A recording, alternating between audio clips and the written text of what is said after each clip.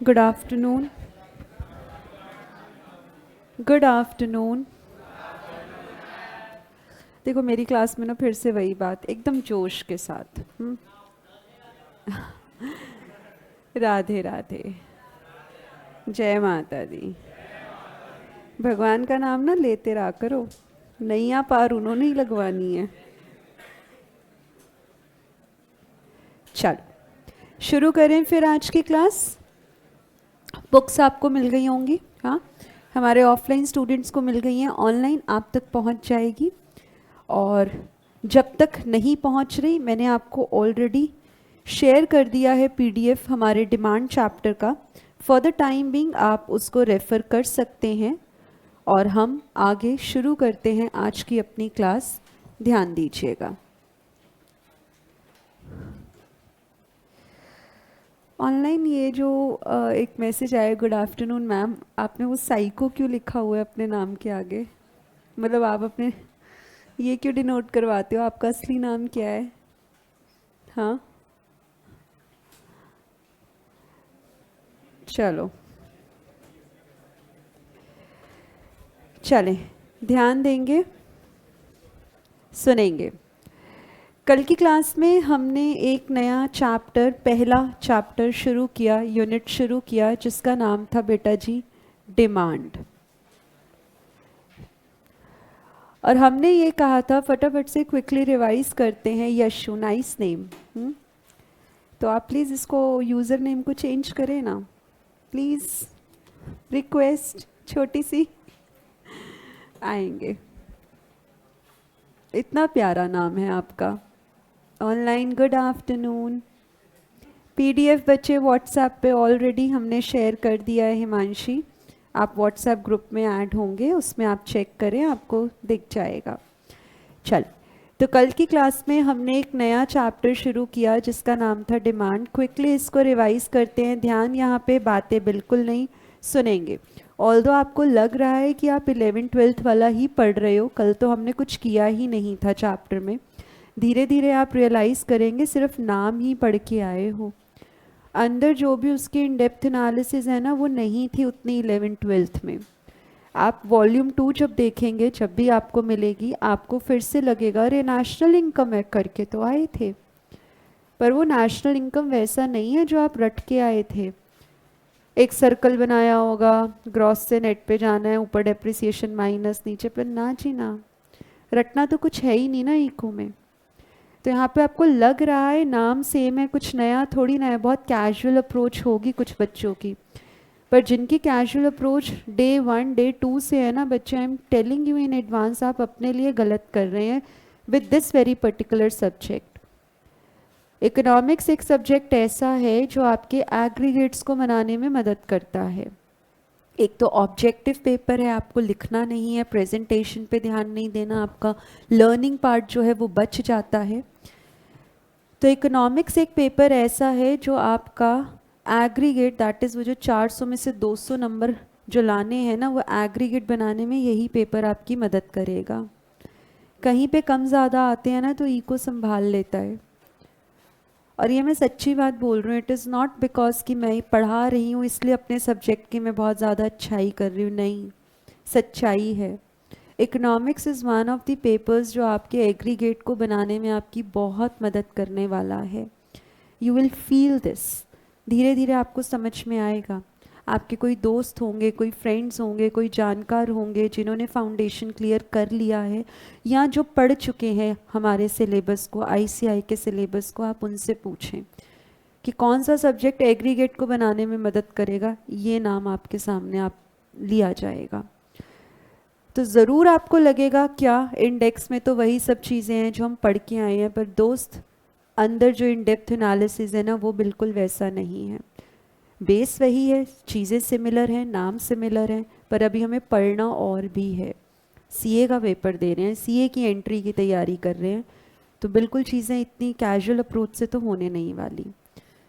तो चारों में से एक सब्जेक्ट कोई भी, अभी तो बहुत शुरुआत के दिन है, धीरे धीरे ही आपका इंटरेस्ट बनेगा। मैं ये नहीं कह रही इकोनॉमिक्स को अपना फेवरेट सब्जेक्ट मानो, नहीं, जिसमें भी धीरे धीरे चल के आपका इंटरेस्ट आता है ना बच्चे, एक पेपर, एक सब्जेक्ट अपने हाथ में रखें। एक पेपर, एक सब्जेक्ट आपकी स्ट्रेंथ होनी चाहिए, बी इट एनी सब्जेक्ट, चारों में से कोई भी, यू चूज योरसेल्व्स, जो भी आपको पसंद हो, जिसमें भी इंटरेस्ट आए, तभी बात बनेगी। मिनिमम स्कोर तो चाहिए ही 40 और 200 का, उससे कम में तो आपको पता है अगला अटेम्प्ट देना पड़ेगा, तो वो रिक्वायरमेंट तो आपको हर हाल में पूरी करनी ही करनी है। अभी से सीरियस हो जाएं, माइक्रो में बहुत ज़्यादा पंगा है। पंगा ये है, अगला चैप्टर समझ नहीं आता अगर पुराना समझा नहीं होता है। यहाँ पे लिंकेज है, हर प्रकार से लिंकेज है। अभी पहला दिन हुआ है, पहला चैप्टर की शुरुआत है, आगे आपको खुद ये चीज़ महसूस होने वाली है। ठीक है जी, चलें। तो कल की क्लास में हमने जो पढ़ा था ज़रा उसको रिवाइज करते हैं, ध्यान दीजिए। हमने बोला था क्या? हमने बोला था डिमांड है या नहीं, उस चीज़ को देखा जाएगा 4 चीज़ों की मदद से। यूजुअली सब 3 बोलते हैं, पर मैं 4 जो है चीज़ों का ध्यान रखती हूँ। पहली चीज़ क्या? आप बोलोगे विश या फिर डिज़ायर होनी चाहिए किसी चीज़ को परचेज करने की। इस पेन को परचेज करने की विश डिज़ायर मेरे पास है, आपके पास नहीं है, क्योंकि आपकी रिक्वायरमेंट ही नहीं है इस चीज़ को लेके। तो डिमांड तो बहुत बाद में बनेगी ना, जब मन में इच्छा ही नहीं है किसी चीज़ के प्रति, तो फिर डिमांड आप उसको खरीदोगे भी क्यों, सोचोगे भी क्यों खरीदने का। उसके बाद हमने कहा था क्या? तो पहला हमने कहा विश या फिर डिज़ायर, दोनों ही वर्ड काम आएंगे। नेक्स्ट बोलेंगे क्या चाहिए हमें? एबिलिटी होनी चाहिए, क्या हम वो परचेज करने के सक्षम हैं? Are we able enough to purchase what we wish for, what we desire for? तो यहाँ पे क्या हमारे पास पैसा है? नेक्स्ट थर्ड हम देखेंगे क्या हम विलिंग हैं उसको परचेज करने के, ज़रूरत होगी तभी विलिंग होंगे। और दूसरी बात, पैसा होगा तो खर्च करने की भी नीयत उसमें होनी चाहिए, कंजूसी से काम नहीं चलेगा। हम कहें कि हमें गिफ्ट मिल जाए, कोई हमें दे दे, तो बेटा जी डिमांड तो उसने क्रिएट करवाई थी। ठीक है। उसके बाद लास्ट क्या? ये सारी हरकतें जो होती हैं पीरियड ऑफ टाइम में होती हैं, और उस समय पर जो भी प्रोडक्ट होगा वो अपना एक प्राइस कैरी करके चलेगा। अगर ये सारी बातें हमें मिल जाए तो हम कहते हैं हाँ जी, हमने डिमांड जो है वो उस स्टेज तक हम जो है वो पहुंच गए हैं।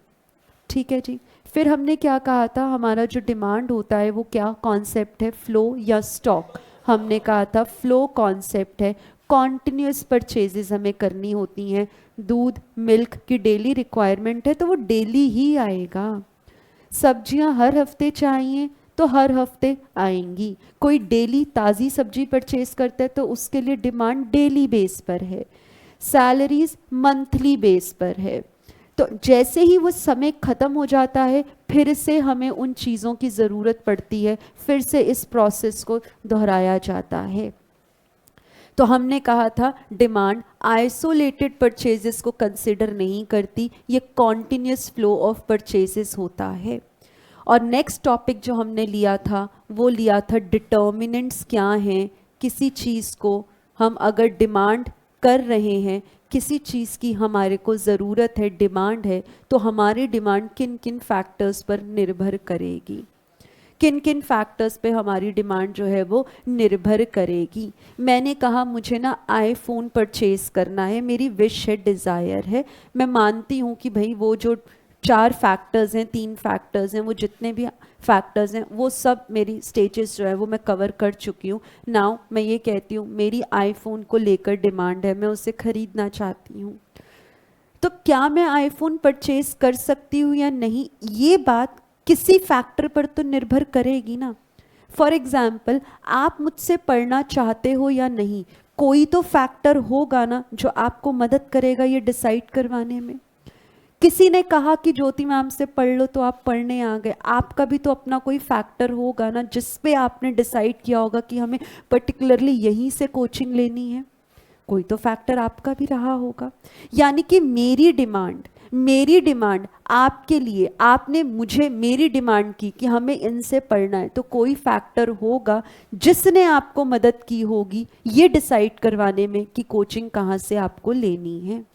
आपने यहाँ की चेक की होगी फीस क्या है, आपने चेक किया होगा यहाँ का रिज़ल्ट कैसा है, आपने चेक किया होगा यहाँ पे पढ़ाते कौन कौन है, आपने डेमो लेक्चर्स शायद यूट्यूब पे चेक किए होंगे। सबके लिए अपना कोई ना कोई फैक्टर होगा।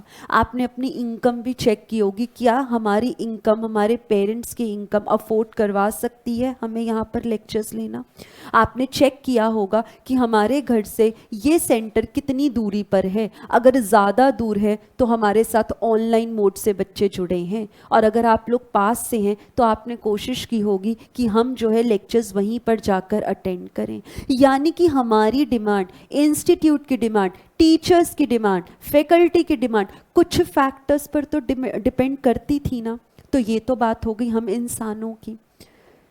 हम बात कर रहे हैं अब किसी प्रोडक्ट की डिमांड जो है वो कैसे जो है डिटर्मिन की जाएगी। यानी कि हम सर्विस प्रोवाइड कर रहे थे, हम आपको कुछ भी जो चीज़ दे रहे हैं दैट इज नॉलेज, वो कोई टैंजिबल एसेट नहीं मैं दे रही कि आपने ये लो बेटा ये डब्बा है इसको आप खोलोगे ना तो इकोनॉमिक्स की सारी नॉलेज आपको मिल जाएगी, ऐसा थोड़ी ना है। I am not providing you any product, मैं तो आपको सर्विसेज रेंडर कर रही हूँ। तो प्रोडक्ट कमोडिटी एक ही बात है, गुड एक ही बात है, and the next category is service. तो डिमांड तो किसी प्रोडक्ट की भी हो सकती है, डिमांड किसी सर्विस की भी हो सकती है। डिमांड आप इस पेन की भी कर सकते हो, that is a product. Demand आप मेरी भी कर सकते हो, मैं आपको सर्विसेज प्रोवाइड करूंगी। तो अब हम बात करते हैं अगर हमारी डिमांड किसी चीज़ के ऊपर निर्भर करती है तो वो कौन कौन सी चीज़ें होती हैं। कोई भी चीज़ को खरीदने से पहले हम चेक करते हैं सबसे पहले तो उसका प्राइस। अगर कोई भी चीज़ खरीदनी है, आप मार्केट में जाते हो, आज है क्या, आज वीरवार है, थर्सडे है, लेट अस सपोज हमारे घर के आसपास वीर बाजार लगता है, थर्सडे मार्केट लगती है। तो हम मार्केट में गए, हम कुछ भी खरीदते हैं तो सबसे पहले क्या पूछते, भाई कितने का है, यही तो पूछते हैं, कितने का है। हमें सब्जी लेनी है, आलू लेने हैं, भिंडी लेनी है, कुछ भी जिंदगी में कोई भी चीज़ खरीदनी है, सबसे पहले क्या पूछते हैं, अरे भाई कितने का है, भैया जी कितने का है, अंकल कितने का है। कितने का है मतलब क्या, हम उससे प्राइस पूछते हैं। अगर हमें लगेगा उसका प्राइस कम है तो हम ज़्यादा खरीद लेंगे। मम्मा ने बोला बेटा जाओ बाजार से, आज सब्जी खत्म हो गई है, जाके ना टमाटर खरीद के लाओ। तो मम्मा ने लेटस सपोज मम्मा ने बोला कि बेटा 20 रुपए केजी जो है ना आपको टमाटर मिल जाएंगे। पर जब आप मार्केट में गए ना, आपको पता चला कि वो जो टमाटर है लेटस सपोज 10 रुपए पे मिल गए, 10 रुपए किलो पे मिल गए। तो आप जाओ या आपकी मम्मा जाओ, क्या मन में नहीं आएगा अरे ये तो आधे रेटों पे मिल गए, ज़्यादा खरीद लेते हैं, बाद में काम आ जाएगा। यानी कि प्राइस अगर कम होगा तो आप क्वांटिटी उसकी ज़्यादा कर दोगे, और अगर प्राइस ज़्यादा होगा तो क्वांटिटी आप उसकी कम कर दोगे। यही अगर वो भैया जी कहें नहीं नहीं 30 रुपए किलो टमाटर हैं, तो फिर आप 1 किलो नहीं लोगे, फिर शायद आप कम क्वांटिटी परचेज करके आओगे। यानी कि क्या हुआ, यहाँ पे किसी भी प्रोडक्ट को अगर मुझे खरीदना है, मुझे उसकी डिमांड क्रिएट करवानी है, तो सबसे पहले दिमाग में प्राइस फैक्टर आता है कि वो कितने पर बिक रहा है। स्कूल में हम शायद इतना इस पॉइंट को, प्राइस वाले पॉइंट को इतना इन डेप्थ में नहीं स्टडी करते हैं। हाँ यूजुअल सी बात है, प्राइस जितना ज़्यादा उतना कम, प्राइस जितना कम उतनी क्वांटिटी ज़्यादा, और बात ख़त्म हो जाती है। पर यहाँ इकोनॉमिक्स जो आप सीए फाउंडेशन लेवल पे पढ़ रहे हो, इतने में बात ख़त्म नहीं होने वाली है।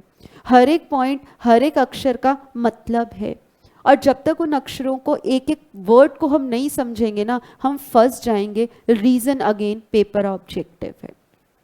मैंने समझाया, आपने अपनी लैंग्वेज में लिखा, वो काम तो है ही नहीं है कि आधा नंबर तो मिल ही जाएगा।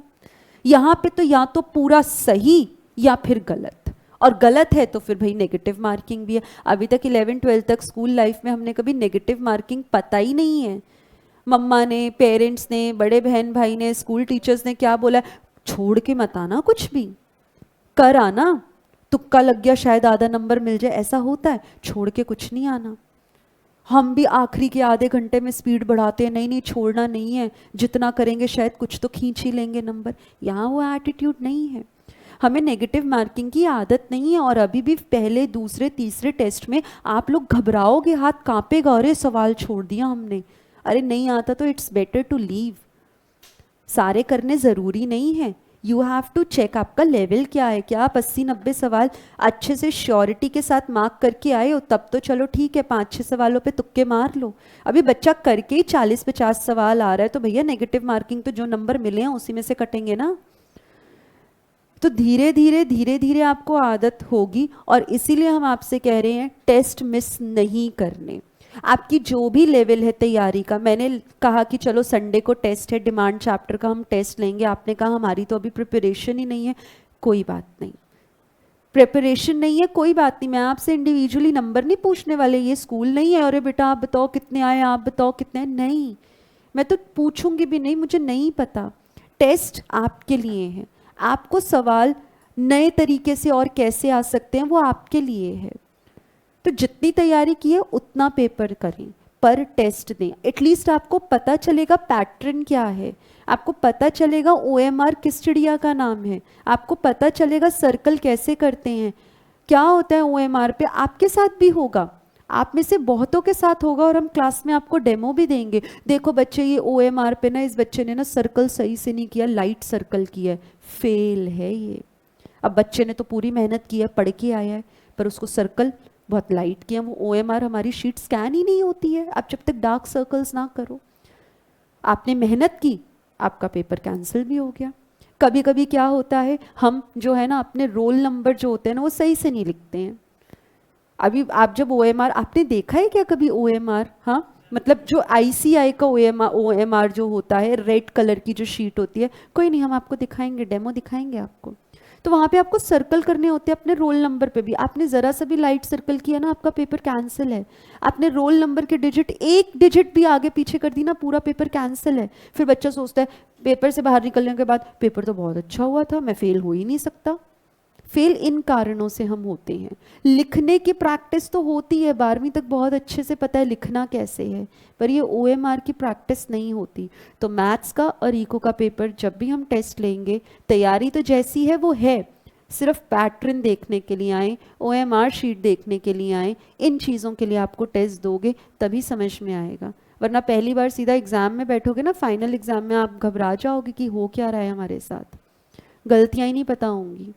ठीक है जी। तो यहाँ पे क्या होता है, जितना प्रोडक्ट का प्राइस ज़्यादा उतनी हम क्वांटिटी कम परचेज करते हैं। मतलब price of x and quantity of x. X क्या है, कोई कमोडिटी है, कोई कमोडिटी है। अब यहाँ पर ना बेटा जी एक बात का ध्यान रखेंगे, जिसके प्राइस की बात हो रही है ना उसी की डिमांड के ऊपर असर देख रहे हैं। कल एक क्लास के बाद सवाल आया, सवाल क्या आया कि मैम अगर हम कम परचेज करेंगे तो प्राइस पे इम्पैक्ट आ रहा है, या हम ज़्यादा परचेज करेंगे तो प्राइस पर इम्पैक्ट आ रहा है। ना मेरे दोस्त, ये नहीं हो रहा है। हम प्राइस का असर देख रहे हैं डिमांड पर, डिमांड का असर नहीं देख रहे प्राइस पर। हम डिटर्मिनेंट्स ऑफ डिमांड पढ़ रहे हैं। डिमांड को कौन कौन से फैक्टर्स इंपैक्ट करते हैं, प्राइस करता है। मतलब प्राइस में अगर वेरिएशन होगा, कम ज़्यादा होगा, तो डिमांड में कैसा चेंज आएगा, इस बात का ध्यान रखें। हम ये नहीं देख रहे कि डिमांड में अगर चेंज है तो प्राइस ऊपर नीचे कैसे होगा, ना, वो एक सेपरेट टॉपिक है, बाद में देखेंगे। कि क्वांटिटी को हम कैसे डिटर्मिन करते हैं, that is a separate topic, अभी नहीं। हम यहाँ पे प्राइस का असर देख रहे हैं, प्राइस कम या ज्यादा तो क्वांटिटी मैं कम खरीदूं या मैं ज्यादा खरीदूं। और जनरली यूजुअली जितना प्राइस कम उतनी क्वांटिटी ज्यादा, जितना ज्यादा प्राइस उतनी क्वांटिटी कम, उल्टा रिश्ता होता है प्राइस और क्वांटिटी में। ठीक है, ये पहला पॉइंट था। नेक्स्ट पॉइंट हमने जो आपके साथ कल डिस्कस किया था, it was all about related products, related goods या कमोडिटीज। हमारी रिलेटेड गुड्स कितने प्रकार के थे दोस्त, बोलो, दो। कौन कौन से, substitute goods and complementary goods. Substitute goods कौन से गुड्स थे, जो एक दूसरे की जगह इस्तेमाल किए जा सकते थे। फॉर एग्जाम्पल हमने आपको टी और कॉफ़ी का एग्जाम्पल दिया था। तो कल गए थे घर पे, चाय कॉफ़ी पी थी? हाँ, नहीं पी, मतलब आप थके नहीं थे इको पढ़ के? चल ध्यान दें, नहीं, बहुत इजी वे में हम क्लासेस को चलाएंगे। मुझे पता है कहाँ टॉपिक हैवी हो रहा है, आप पूरा फन लविंग वे उस तरीके से जो है will proceed with our classes. सुने, आगे देखिए, आगे ध्यान दीजिएगा। तो यहाँ पे हमने क्या कहा था ना दोस्त, हमने कहा था सब्स्टिट्यूट गुड्स वो होते हैं जो एक की जगह दूसरा इस्तेमाल किया जा सकता है, काम हमारा चल जाएगा। चाय नहीं मिलेगी तो मैं कॉफ़ी पी लूँगी, कॉफ़ी नहीं मिलेगी तो मैं चाय पी लूँगी। एडिक्शन की बात नहीं कर रहे, आदत की बात नहीं कर रहे, दोज आर एक्सेप्शंस, एक्सेप्शंस की बात नहीं कर रहे, अभी हम जनरल सिनारियो की बात कर रहे हैं। पेन नहीं होगा तो पेंसिल से काम कर चला लेंगे, दीज आर सब्स्टिट्यूट गुड्स। ये पेन अगर मेरे पास काम नहीं करेगा तो मेरे पास इसके सब्स्टिट्यूट्स अवेलेबल हैं, कोई तो करेगा। और ये जो देखा जाए ना, ये परफेक्ट सब्स्टिट्यूट्स हैं। आगे मैं आपको बताऊंगी सब्स्टिट्यूट्स की भी आगे कैटेगराइजेशन होती है। तो यहाँ पे हमने क्या कहा, ये पेन काम नहीं करेगा, I have two more pens, कोई तो करेगा, सब्स्टिट्यूट गुड्स। हाँ, लेकिन लेकिन इस पेन की जगह आपके हाथ में जो बॉल पेन या जेल पेन है वो काम नहीं करेगा, वो इसका सब्स्टिट्यूट नहीं है। तो सब्स्टिट्यूट क्या होते हैं ना दोस्त, जो जो जिनका बेसिक जो नेचर होता है ना वो सेम होता है। इन पेन का बेसिक नेचर सेम है। क्या सेम है कि ये जो है हमारे डिजिटल डिवाइसेस पर चलते हैं। क्या आपके हाथ में जो पेन है वो भी डिजिटल डिवाइसेस पे चलते हैं? आपके मोबाइल में कभी, अभी कुछ समय पहले क्या होता था, अभी भी आते मोबाइल स्टिक से जो है वो क्या बोलते, जो पेन आता था डिजिटल पेन, उससे हम जो है स्क्रीन को स्क्रॉल कर लेते थे। अगर वो पेन आपका लेट अस सपोज सोफे के नीचे चला गया, बेड के पीछे गिर गया, तो क्या आप अपने पेन और पेंसिल से उसका इस्तेमाल फोन पर उसको कर सकते हो? नहीं कर सकते हो, तो वो सब्स्टिट्यूट नहीं है। तो सब्स्टिट्यूट गुड्स क्या होते हैं, जो एक की जगह दूसरा इस्तेमाल हो जाए और हमारा काम जो है ना वो बड़े प्यार से बन जाता है। सिर दर्द हो रहा था, टी नहीं मिली, कॉफ़ी पी ली, सिर दर्द हो रहा था, कॉफ़ी नहीं मिली, टी पी ली, ऐसा यूजुअली होता है। तो अभी यहाँ पे देखना क्या हो रहा है, मैं टी के प्राइजेस और कॉफ़ी के डिमांड की बात कर रही हूँ। पहले वाले पॉइंट में अगर मैंने टी की बात की थी ना, तो टी के ही प्राइस देखे थे और उसी की क्वांटिटी देखी थी। रिलेटेड गुड्स का मतलब है दो गुड्स में किसी प्रकार का रिलेशन होना। तो टी और कॉफी में कैसा रिलेशन है जी? ये सब्स्टिट्यूट है, और सब्स्टिट्यूट है तो भाई एक का प्राइस चेंज का असर दूसरे की क्वांटिटी पर देखना है। मतलब अगर मैं प्राइस टी के बढ़ा दूं तो लोग टी अब नहीं खरीदेंगे, तो क्या खरीदेंगे? कॉफी खरीदेंगे, तो कॉफी की डिमांड बढ़ जाएगी। और अगर टी के प्राइसेस कम कर दूं तो टी की तो डिमांड बढ़ेगी लेकिन कॉफी की डिमांड कम हो जाएगी। यहाँ टी के मैंने प्राइस लिए हैं, कॉफी की मैंने क्वांटिटी ली है। तो जब भी रिलेटेड गुड्स का केस होता है ना, एक का प्राइस दूसरे की क्वांटिटी पर असर देखा जाता है। और अगर मैं कुछ नहीं कह रही, आई एम जस्ट सेइंग कि ये पर्टिकुलर प्रोडक्ट है, इसका मतलब उसी के प्राइस की बात कर रही हूँ, उसी की डिमांड के असर पर बात की जा रही है। तो यहाँ पे बोलो सब्स्टिट्यूट गुड्स के केस में एक का प्राइस दूसरे की क्वांटिटी में रिश्ता कैसा, क्या कहलाएगा? ये रिश्ता डायरेक्ट रिश्ता कहलाएगा। इसको बोला क्या जाएगा? Direct relationship. ठीक है, नेक्स्ट हमने आपसे बात की थी कौन से गुड्स? Complementary goods. अच्छा, सब्स्टिट्यूट गुड्स को कॉम्पीटिंग गुड्स भी जो है वो कहा जाता है। आज आपको बुक मिल गई है, कृपया करके साथ साथ रहें, जितना साथ साथ मेरे चलेंगे आपके लिए बहुत बेहतर है। बैकलॉग्स में क्लासेस मत डालो, क्योंकि क्या होगा ना, लेट मी टेल यू क्या होगा, धीरे धीरे ना कुछ समय के बाद मेरे पास आएंगी बातें, मैम बैकलॉग्स चल रहे हैं। हाँ, जो लेट ज्वाइन हो रहे हैं भाई उनका तो रीज़न वैलिड है, उनका तो बैकलॉग समझ में आता है। आप लोग तो डे 1 से हैं ना, और आप लोगों ने अगर मुझे ये कहा कि मैम बैकलॉग है, समझ में नहीं आया, मैं दोबारा नहीं समझाऊंगी। आप मुझे वैसे कह दो मैम समझ में नहीं आया, मैं 1000 बार समझाऊंगी। बैकलॉग एक्सक्यूज नहीं चलेगा। अब होगा भी ना तो भी नहीं बोलोगे आप लोग, है ना? नहीं, मजाक नहीं। देखो बच्चे, ऐसा नहीं है कि आप पूछेंगे तो हम समझाएंगे नहीं, हमारा काम समझाना है। द थिंग इज, बैकलॉग में क्लासेस जाएं ही क्यों? हम अपना बर्डन बढ़ाएं ही क्यों? मतलब यहाँ पे भी हम पढ़ें, घर जाके भी हम 2 घंटे की क्लास देखें, और फिर होगा क्या, आप लोग ना एक्सपीरियंस करोगे, क्लासेस चलेंगी 2x पर। मैं यहाँ बोलती हूँ 1x पे, आप लोग 2, 2.5, 3x पे क्लासेस चलाओगे। 2 घंटे की क्लास सोचोगे 1 घंटे में ख़त्म कर ले, लेकिन इफेक्टिवली 3 घंटे में ख़त्म होगी, क्योंकि हाथ में फ़ोन भी होगा, बातें भी तो करनी है, खाना भी परोसा होगा, वॉशरूम भी यूज़ करेंगे। तो वो लगता है घर जाके डबल स्पीड पे 1 घंटे में ख़त्म कर देंगे, वो इफेक्टिवली 2.5-3 घंटे लग जाते हैं। तो नुकसान किसका है दोस्त? इस समय क्रूशियल टाइम है आपका, अपने समय की प्लीज़ रिस्पेक्ट करें, कामयाब हो जाओगे। तो बैकलॉग्स में क्लासेस नहीं जानी चाहिए। और इको की तो चली गई ना, तो अगला चैप्टर तो खुद ही सोच लेना, नहीं समझ में आएगा। ठीक है जी, आगे देखेंगे। कॉम्प्लीमेंट्री गुड्स में हमने एग्जाम्पल लिया था किसका? कार का और पेट्रोल का। ये वो गुड्स जो एक दूसरे के साथ जीने मरने की कस्में खाते हैं। कार कहती है अरे पेट्रोल तू नहीं ना, तो तेरे बिना तो मेरी जिंदगी बेकार है। पेट्रोल पेट्रोल पेट्रोल पंप तो बहुत सारे हैं, अरे मेरे पास ही गाड़ी नहीं है, स्कूटर नहीं है, बाइक नहीं है, तो बोलो ना मेरे लिए पेट्रोल किस काम का? तो पेट्रोल क्या कहेगा? अरे अरे आपके पास तो गाड़ी नहीं है, मैं तो नहीं आता। यानी कि ये दोनों का होना जरूरी है, ये दोनों एक दूसरे को कॉम्प्लीमेंट करते हैं, इनकी केमिस्ट्री आपस में बड़ी अच्छी होती है। ये लोग एक दूसरे को कॉम्प्लीमेंट करते हैं, एक होगा मतलब दूसरा होगा तभी पहले वाले की जो है वैल्यू है। कार मेरे पास है, मैं पेट्रोल नहीं खरीद सकती, तो बोलो ना ऐसी कार का क्या फायदा? धूल मिट्टी चढ़ेगी उसके ऊपर। और बाहर इतने सारे रोड पे पेट्रोल पंप है, मेरे पास ही कन्वेंस नहीं है, तो मैं पेट्रोल पंप का क्या करूंगी? मेरे लिए वो चीज़ किसी काम की नहीं है।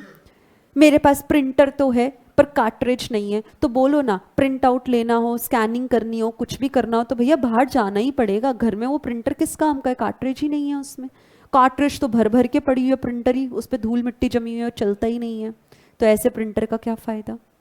तो भी उस केस में भी बाहर ही जाना पड़ेगा काम करवाने। ये होते हैं कॉम्प्लीमेंट्री गुड्स जो एक दूसरे को कॉम्प्लीमेंट करते हैं, साथ में जीने मरने की कस्में खा लेते हैं। तो आप मुझे बताओ, अगर कार के प्राइसेस बढ़ जाएंगे तो लोग अभी कार तो नहीं खरीदेंगे, कार नहीं खरीदेंगे तो पेट्रोल भी जो है वो कम लोग डिमांड करेंगे, है ना। और अगर कार सस्ती हो जाए, कार सस्ती हो जाए, लोग ज़्यादा खरीदेंगे ना, ज़्यादा खरीदेंगे तो भाई पानी से तो नहीं चलेगी, गेड़ी मारने के लिए पेट्रोल तो उसमें भरवाना ही पड़ेगा। तो बोलो ना क्या पेट्रोल की डिमांड बढ़ जाएगी? बिल्कुल बढ़ जाएगी। यानी कि कॉम्प्लीमेंट्री गुड्स के केस में एक प्रोडक्ट का प्राइस दूसरे प्रोडक्ट की डिमांड, रिश्ता क्या कहलाता है? उल्टा रिश्ता, inverse indirect relationship. Substitute S, सीधा रिश्ता एस, और जो बचा इनवर्स रिश्ता कॉम्प्लीमेंट्री के केस में। ये 2 पॉइंट्स कल की क्लास में हमने किए थे, मैंने आपको रिवाइज करवाए। आइएगा नेक्स्ट पॉइंट देखते हैं बच्चे। अब मैं कह रही हूं कि मुझे कोई चीज़ डिमांड करनी है या नहीं, मैं अपनी इनकम भी तो देखूंगी।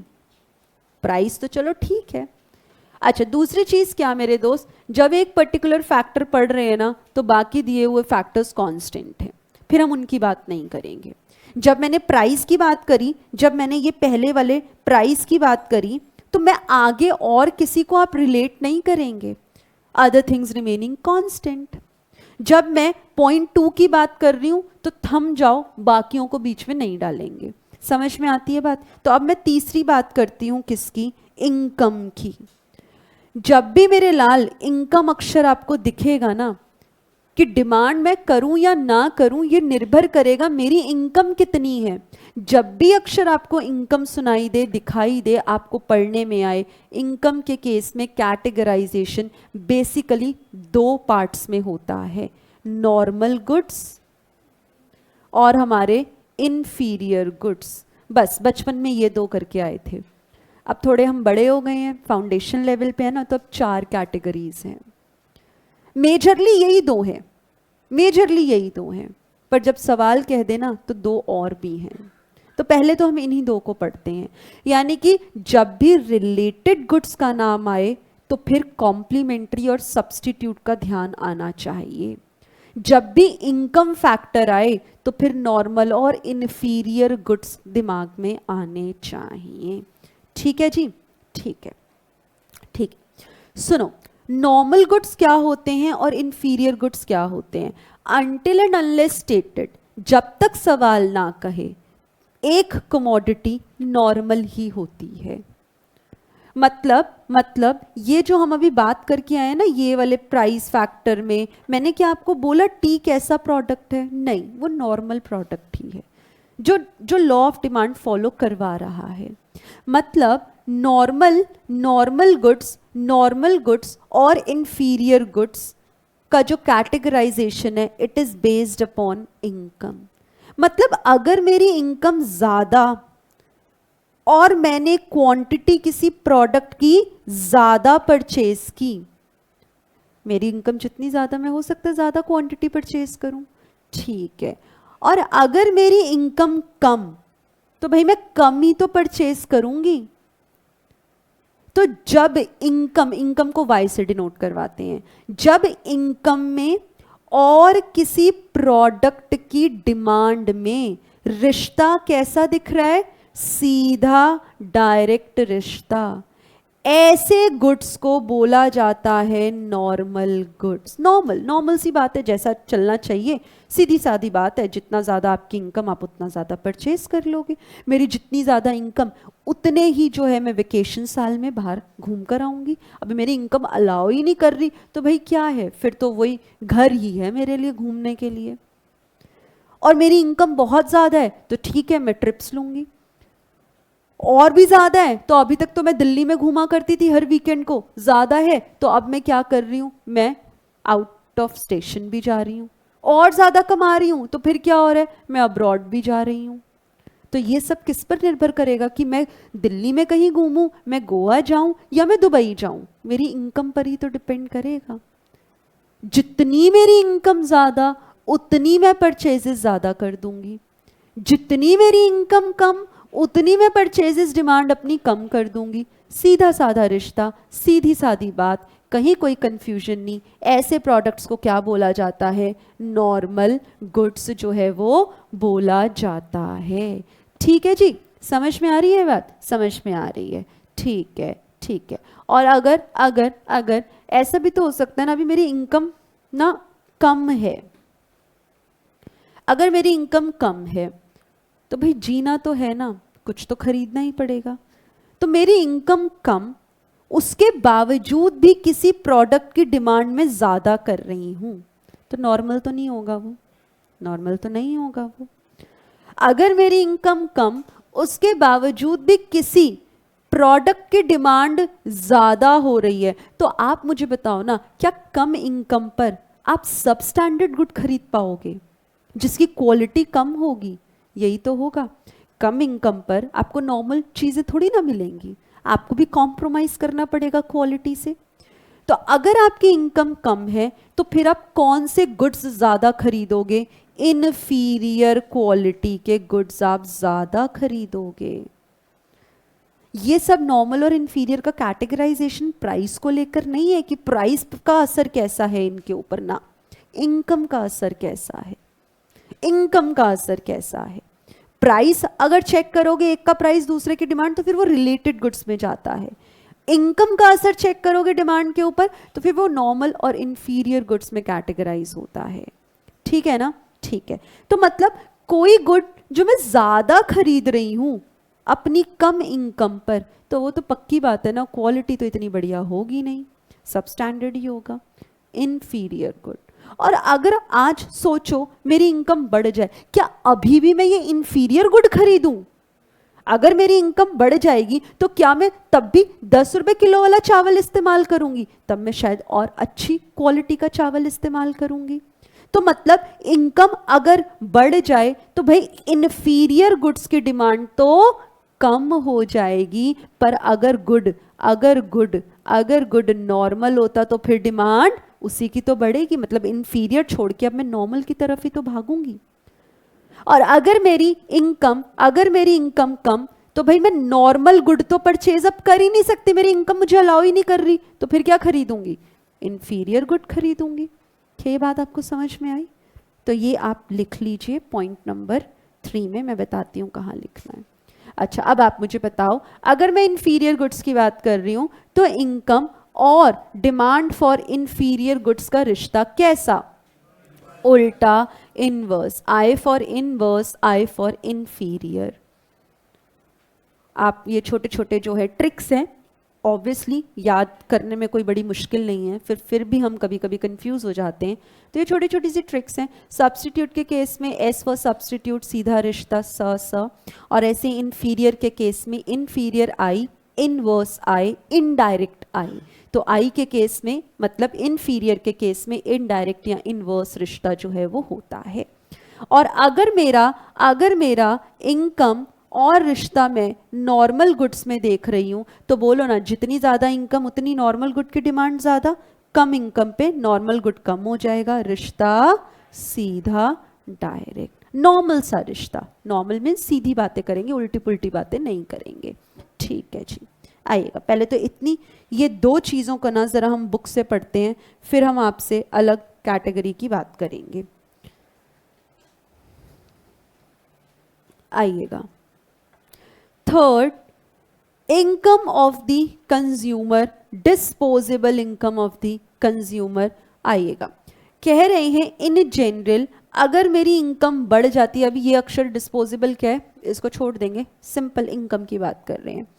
Increase in income tends to increase the demand, income बढ़ेगी तो डिमांड भी बढ़ेगी।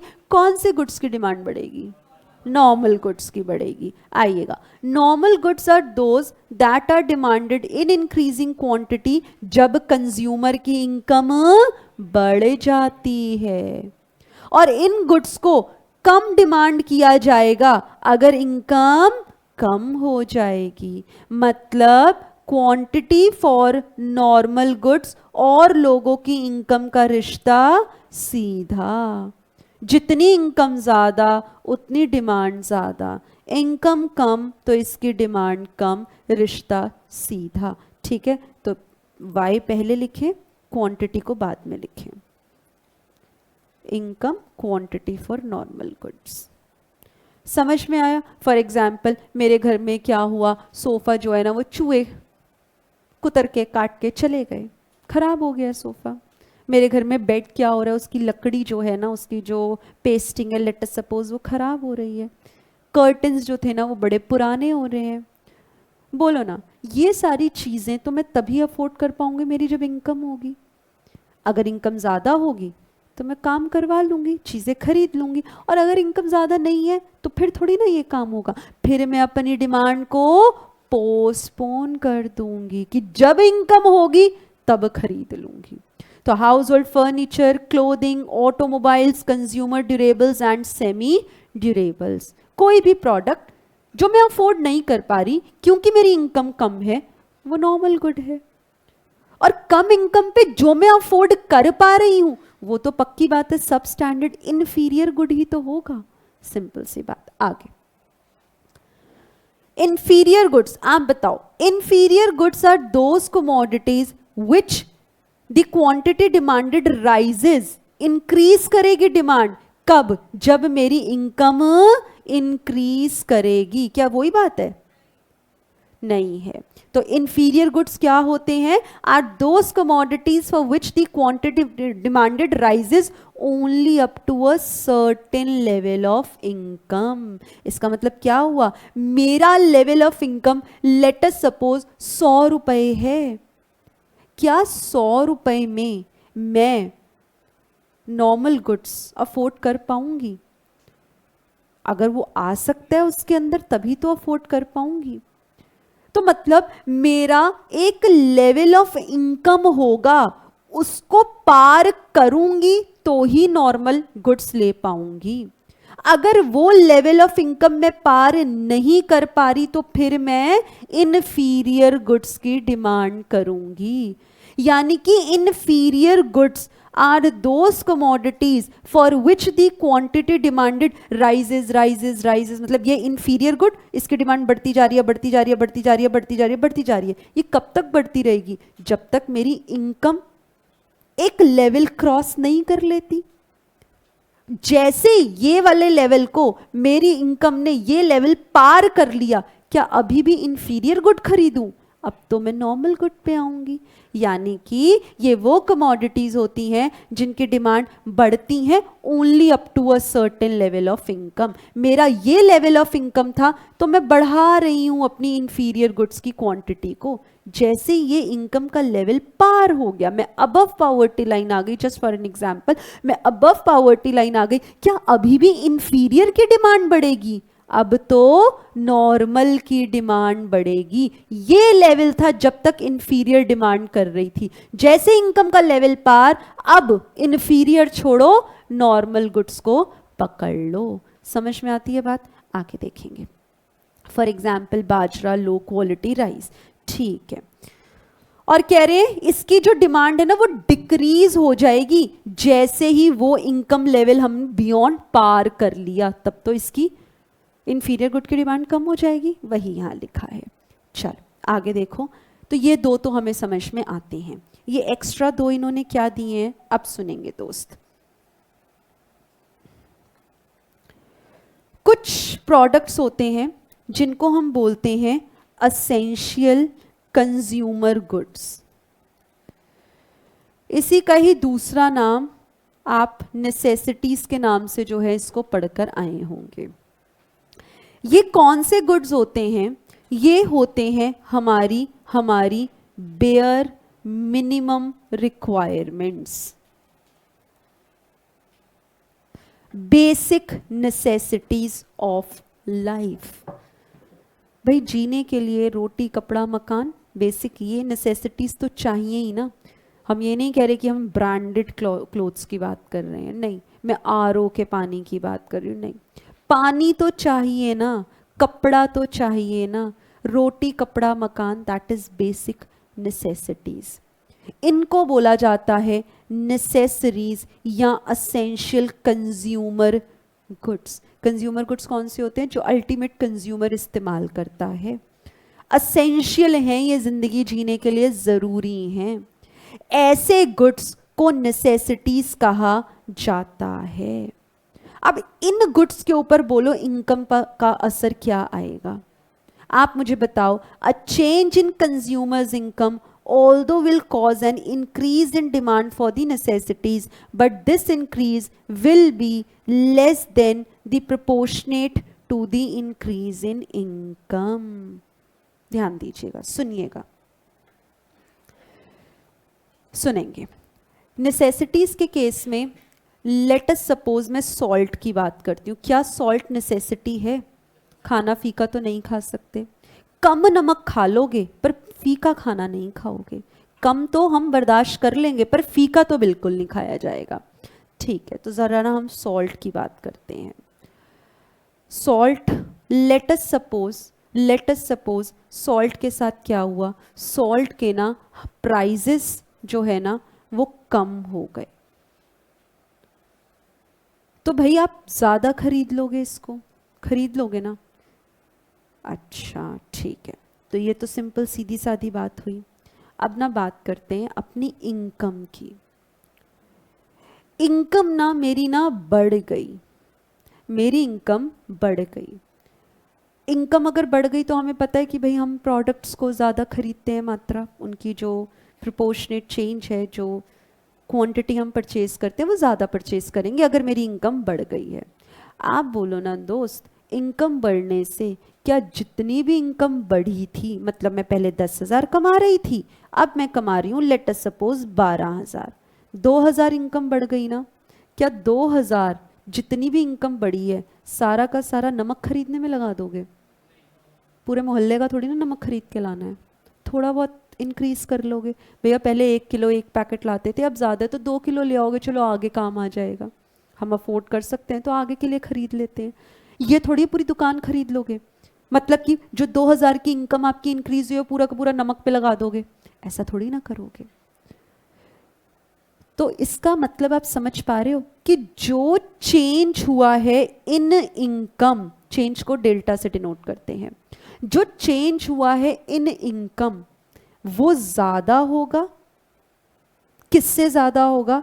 Change in demand for necessaries. खरीद लोगे ज़्यादा, चलो नमक ज़्यादा खरीद लोगे, एक नहीं तो 2 पैकेट खरीद लोगे, 2 किलो खरीद लोगे, पूरे मोहल्ले का तो नहीं खरीदोगे, यानी कि पूरे 2000 रुपये नमक पे तो नहीं उड़ा दोगे, ऐसा तो नहीं करोगे।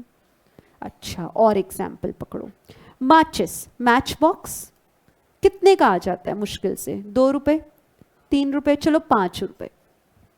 यूजुअली हम घर में मैच बॉक्स जो है ना वो कितने खरीदते हैं? 2 डब्बे, 2 डब्बी जो है वो खरीद के लाते हैं, वो शिप की जो माचिस है उसके 2 डब्बे परचेज करते हैं, तो 10 रुपये के आ जाते हैं, इतने में मेरा गुजारा हो जाता है। तो मेरी जब इनकम कितनी थी? 10,000, तो मैं भाई डिमांड करती थी इसके 2 पैकेट्स, ठीक है ठीक है। आज मेरी इनकम हो गई 12,000। बोलो ना दोस्त, ये जो 2,000 इंक्रीज होके आपको इस बार तनख्वाह में मिले हैं, सारा का सारा माचिस खरीदने में लगा दोगे, किसी का घर थोड़ी ना फूंक के आना है। कितनी माचिस के डब्बे एक्स्ट्रा परचेज कर लोगे? 1 नहीं तो 2, 2 नहीं तो 3। ये थोड़ी है कि 2,000 रुपए सारे के सारे ये नेसेसिटी के ऊपर ही चिपका दोगे। क्या यहां पर भी जो चेंज आया है इन इनकम वो ज्यादा है किससे? जो भी चेंज आया है इन डिमांड फॉर नेसेसरीज। समझ में आ रही है? और एग्जाम्पल पकड़ो, मैंने कहा मेरे को कोई प्रॉब्लम है, मैं मेडिसिन्स जो है दवाइयों पर चल रही हूं, तो जब मेरी इनकम, मेरे को यूजुअली डॉक्टर ने बोला है 1 गोली सुबह 1 गोली शाम को, मेरी इनकम जब 10,000 थी, बोलो ना तो भी तो 1 गोली सुबह और 1 गोली शाम को ही खाऊंगी। आज इनकम मेरी 12,000 हो गई, तो ठीक है भैया इमरजेंसी के लिए 1 पत्ता एक्स्ट्रा खरीद लूंगी। ऐसा थोड़ी है कि 2,000 रुपए सारे के सारे, अभी 1-1 गोली बोली थी तो अब मैं 4-4 सुबह शाम खा लूं, ऐसा थोड़ी ना है। तो नेसेसिटीज के केस में अगर आपकी इनकम बढ़ रही है तो सारा का सारा बढ़ा हुआ हिस्सा आप नेसेसिटीज को खरीदने में नहीं लगा दोगे, आप कुछ ही हिस्सा लगाओगे। तो मैम बड़े हुए हिस्से का क्या करें? जो एक्स्ट्रा आपको इंक्रीज हुआ, अरे अब उन चीजों को खरीदो ना जो पहले नहीं अफोर्ड कर पा रहे थे। मेरा सोफा खराब हो गया था, मैं सोफा खरीद लूंगी। बहुत टाइम से मेरा वेकेशन पेंडिंग था, मैं घूमने निकल जाऊंगी। ये तो आपको 2,000 लग रहा है, अब अमाउंट ज़्यादा अगर है तो उस हिसाब से मैं वो चीज़ें करूंगी ना जो मैं पहले नहीं कर पा रही थी। ये थोड़ी ना कि बढ़ा हुआ हिस्सा ऑफ इनकम सारा का सारा माचिस पे, दवाइयों पे, नमक पे, चीनी पे, आटे पे लगा दूंगी, ऐसा थोड़ी ना होगा। समझ में आई है ये लाइन आपको? तो बड़ी छोटी सी लाइन थी पर समझने के लिए समय लगता है। अब आप इस लाइन को दोबारा पढ़ो। कह रहे हैं a change in consumers income although will cause an increase in demand for these necessities. भाई इनकम चेंज हुई है, थोड़ा बहुत तो डिमांड फॉर नेसेसरीज आप बढ़ा दोगे, पर ये जो इंक्रीज होगा ना it will be less than the increase in income. क्या लाइन क्लियर हुई? पक्की बात। आगे बढ़ते हैं, आगे देखो। कह रहे हैं दिस इज बिकॉज, अब क्योंकि इनकम बढ़ी है तो मैं अमीर हो रही हूं ना, आई एम becoming richer, तो बोल रहे हैं this is because people become richer, there is relative decline in the importance of food। अब मुझे वो बेसिक नेसेसिटी सिर्फ रोटी से काम नहीं चलाना, अब मैं क्या करूंगी? आज ना बाहर खा के आते हैं, आज ना हम क्या करते हैं, आज हम पार्टी करते हैं। पहले मेरा बर्थडे आता था, मेरी इनकम ज़्यादा नहीं थी तो मैं घर पे इनवाइट करती थी। इस बार मेरा बर्थडे आया, मेरी सैलरी हाइक हो गई, मैंने अपने दोस्तों को बाहर पार्टी दी। तो ये वही बात है, कह रहे जैसे जैसे लोग रिच होते हैं ना, अब वो ये छुटमुट बेसिक नेसेसिटीज पे सारा पैसा नहीं उड़ा देंगे, अब वो बढ़े हुए इनकम से वो काम करेंगे जो वो पहले नहीं कर पा रहे थे। मुझे बहुत सारे टाइम से गाड़ी खरीदनी है, मैं गाड़ी नहीं खरीद पा रही थी, मेरी इनकम बढ़ी है तो बढ़ा हुआ हिस्सा मैं नमक, दाल, आटा, चीनी, दवाइयों पे लगा दूं। अरे वो काम करूंगी ना जिसकी पहले अफोर्डेबिलिटी खत्म हो रखी थी।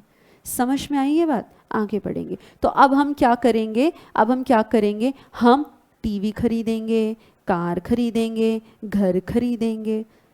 सारी बड़ी हिस्से से नमक थोड़ी ना खरीदेंगे, माचिस की डब्बियाँ थोड़ी ना खरीदेंगे, दवाइयाँ थोड़ी ना खरीदेंगे। आगे बढ़े। नेक्स्ट कैटेगरी होती है दोस्त लग्जरी गुड्स, जिसको हम प्रेस्टीज गुड्स भी बोलते हैं। अभी देखो देखो देखो, आप मुझे बताओ, मैं ना 100 रुपए कमा रही हूं पर मंथ, क्या इस केस में आप मुझे बताना मैं कौन से गुड्स परचेज कर सकती हूँ? ये मेरी इनकम है पर मंथ 100 रुपए। बोलो टाइप ऑफ गुड कौन सा होगा जो मैं इस समय परचेज कर रही हूँ? इन्फीरियर गुड में परचेज कर रही हूँ। हाँ, इसमें नेसेसिटीज भी होंगी ऑब्वियसली, ठीक है। अच्छा, मेरी इनकम ना लेट अस सपोज अब बढ़ के ना हो गई है 10,000 रुपए। अब मैं कहाँ जाऊंगी? नॉर्मल गुड पे जाऊंगी। अच्छा, यहाँ पे आप चाहो तो लिख सकते हो भैया पहले तो हम नेसेसिटीज लेंगे, फिर थोड़ा हुआ ज़्यादा इन्फीरियर पे जाएंगे, और मतलब और इनकम बढ़ गई तो अब हम नॉर्मल पे चले गए। अब मैं कह रही हूँ मैं ना 10 लाख रुपए पर मंथ कमा रही हूँ, अब क्या लूँ मैं? अब मैं जाऊंगी लग्जरी पर। यानी कि सबसे पहले जब मुझे इनकम मिलेगी ना तो मैं चेक करूंगी मुझे नेसेसिटीज भैया पहले जीने के लिए जो चाहिए वो तो ले लूँ। थोड़ी सी इनकम और बढ़ी, मैंने कहा थोड़ी क्वालिटी और बढ़ाते हैं। मैं थोड़े इन्फीरियर गुड्स, पहले मैं चावल नहीं खाती थी, बस रोटी मिली जो भी है खा लिया। अब थोड़ी सी इनकम बढ़ी, अभी उतनी ज़्यादा इनकम नहीं बढ़ी कि मैं 10 रुपये किलो वाला चावल छोड़ के सीधा 80 रुपये किलो वाला खा लूँ, उतनी इनकम नहीं बढ़ी, पर थोड़ी सी बढ़ी। तो थोड़ी सी बढ़ने से भैया अब नेसेसिटीज़ तो पूरी हो गई हैं ज़िंदगी की, अब ना हम थोड़े से इन्फीरियर गुड्स थोड़ी सी अलग कैटेगरी पे जाते हैं। इनकम और एक लेवल बढ़ी, मेरी गुड्स की डिमांड एक लेवल और हुई, अब इन्फीरियर नहीं नॉर्मल पे जाएंगे। अब क्या वो इनकम इतनी ज्यादा बढ़ गई कि भैया ये सारे काम तो हो गए हैं। पहले आटा चाहिए था, दाल चीनी चावल बेसिक नेसेसिटीज, रोटी कपड़ा मकान चाहिए था, मिल गया। काफी समय से सोफा ठीक करवाना था, करवा लिया। काफी समय से गाड़ी खरीदनी थी, खरीद ली। अभी क्या हो रहा है? अभी ना बहुत ज्यादा पैसा है, अब मैं क्या करूँगी? जो गाड़ी थी ना उसको मैं निकाल लूंगी, वो मेरे पास नैनो थी, अब मैं कोई और परचेज करूंगी, एक अच्छी क्वालिटी अच्छे ब्रांड की। अभी तक मैं क्या कर रही थी? दिल्ली में घूम रही थी, अब मैं बाहर जाऊंगी। अभी तक मैं क्या कर रही थी? बाहर मतलब आउट ऑफ स्टेशन जा रही थी, अब मैं अब्रॉड घूमने जाऊंगी। तो ये सब कब पॉसिबल हो रहा है? जब मेरी इनकम एक सर्टेन लेवल क्रॉस करती रहती है। तो जितनी ज़्यादा लेवल ऑफ इनकम होता रहता है उतना ही ये कैटेगराइजेशन भी बढ़ता रहता है। यानी कि लग्जरी गुड्स तो हम तभी अफोर्ड कर पाएंगे ना जब लेवल ऑफ इनकम एक सर्टेन लेवल को पार कर चुका है, जब हम जिंदगी की सारी इच्छाएं पूरी कर चुके हैं। अब पैसा बचे, अब क्या करूं? तो भैया डायमंड्स खरीद लेती हूँ, गोल्ड बिस्किट परचेज कर लेती हूँ, सारी ज़रूरतें तो मेरी पूरी हैं। इतना पैसा पड़ा हुआ है, क्या करूँ? कहीं तो लगाना है। तो अब हम क्या करते हैं? अब हम ना गोल्ड नहीं डायमंड्स में इन्वेस्टमेंट करेंगे। अब हम ऑल्टो नहीं, अब हम BMW परचेज करेंगे। अब हम गोवा नहीं, अब हम दुबई जाएंगे। तो ये सारे काम जो हमारे को लग्जरी स्टेटस प्रोवाइड कर रही हैं, आप बोलो ना कब होंगे? जब इनकम एक अच्छा खासा लेवल पार कर चुकी होगी। बस ये वही बात है। और कह रहे हैं लग्जरी गुड्स की डिमांड बढ़ती रहेगी बढ़ती रहेगी बढ़ती रहेगी। कब? जब इनकम भी बढ़ती रहेगी बढ़ती रहेगी बढ़ती रहेगी। पहले ही लग्जरी गुड्स हमने तभी तो अफोर्ड किए जब सारी ज़रूरतें पूरी हो गई थी। अब और इनकम बढ़ रही है बढ़ रही है बढ़ रही है, तो लग्जरी गुड्स भी बढ़ते रहेंगे बढ़ते रहेंगे बढ़ते रहेंगे। पहले एक BMW थी, अब 2 हो गई हैं, 3 हो गई हैं। अलग अलग ब्रांड्स ऑफ कार्स हैं। ज्वेलरी, पहले एक सिंगल रिंग थी डायमंड की, अब मैंने पूरे पूरे नेकलेस परचेज कर लिए। क्यों? क्योंकि इनकम बढ़ती जा रही है, एक लेवल को पार कर चुकी है, हद हो चुकी है, कहीं तो पैसा फंसाना है। पहले मैं क्या करती थी? मैं ट्रेन से ट्रैवल करती थी, अभी फ्लाइट बुक करवाती हूँ। ये सब क्यों हो रहा है? क्योंकि इनकम जो है ना मेरी एक सर्टेन लेवल, एक पर्टिकुलर लेवल को पार कर चुकी है। बोलो ना, समझ में आई सारी बातें? एक बार मैं आपको रिवाइज करवाती हूँ, ध्यान दीजिएगा। तो हमने क्या बोला? इनकम के बेस पे कैटेगराइजेशन वैसे तो 2 ही, पर गिनती में 4 आते हैं। नॉर्मल गुड्स वो इनकम जितनी ज़्यादा नॉर्मल गुड्स की डिमांड उतनी ज़्यादा, कम इनकम कम डिमांड। इन्फीरियर गुड इनकम कम डिमांड ज़्यादा, इनकम ज़्यादा डिमांड कम। असेंशियल कंज्यूमर गुड्स या नेसेसिटीज़, ये कौन से गुड्स होते हैं? ये वो होते हैं जो हमारी बेसिक मिनिमम रिक्वायरमेंट्स होती हैं, बेसिक नेसेसिटीज़ होती हैं लाइफ की। और उसके बाद हम लग्जरीज़ की बात करते हैं। ये हम तभी खरीद पाएंगे जब मेरा इनकम लेवल एक लेवल को, इनकम जो है एक लेवल को पार कर चुकी है, ज़िंदगी की सारी ख्वाहिशें पूरी हो गई हैं जो बेसिक थी। अब हम उन ख्वाहिशों को पूरा करेंगे जो इतने समय से सिर्फ सपने जिनके देख रहे थे। समझ में आई बात? चल, तो ये एक और फैक्टर इनकम जो बता रहा है किस समय किस प्रोडक्ट की डिमांड कैसी होगी। क्लियर है? आगे देखते हैं। नेक्स्ट आता है टेस्ट एंड प्रेफरेंसेस।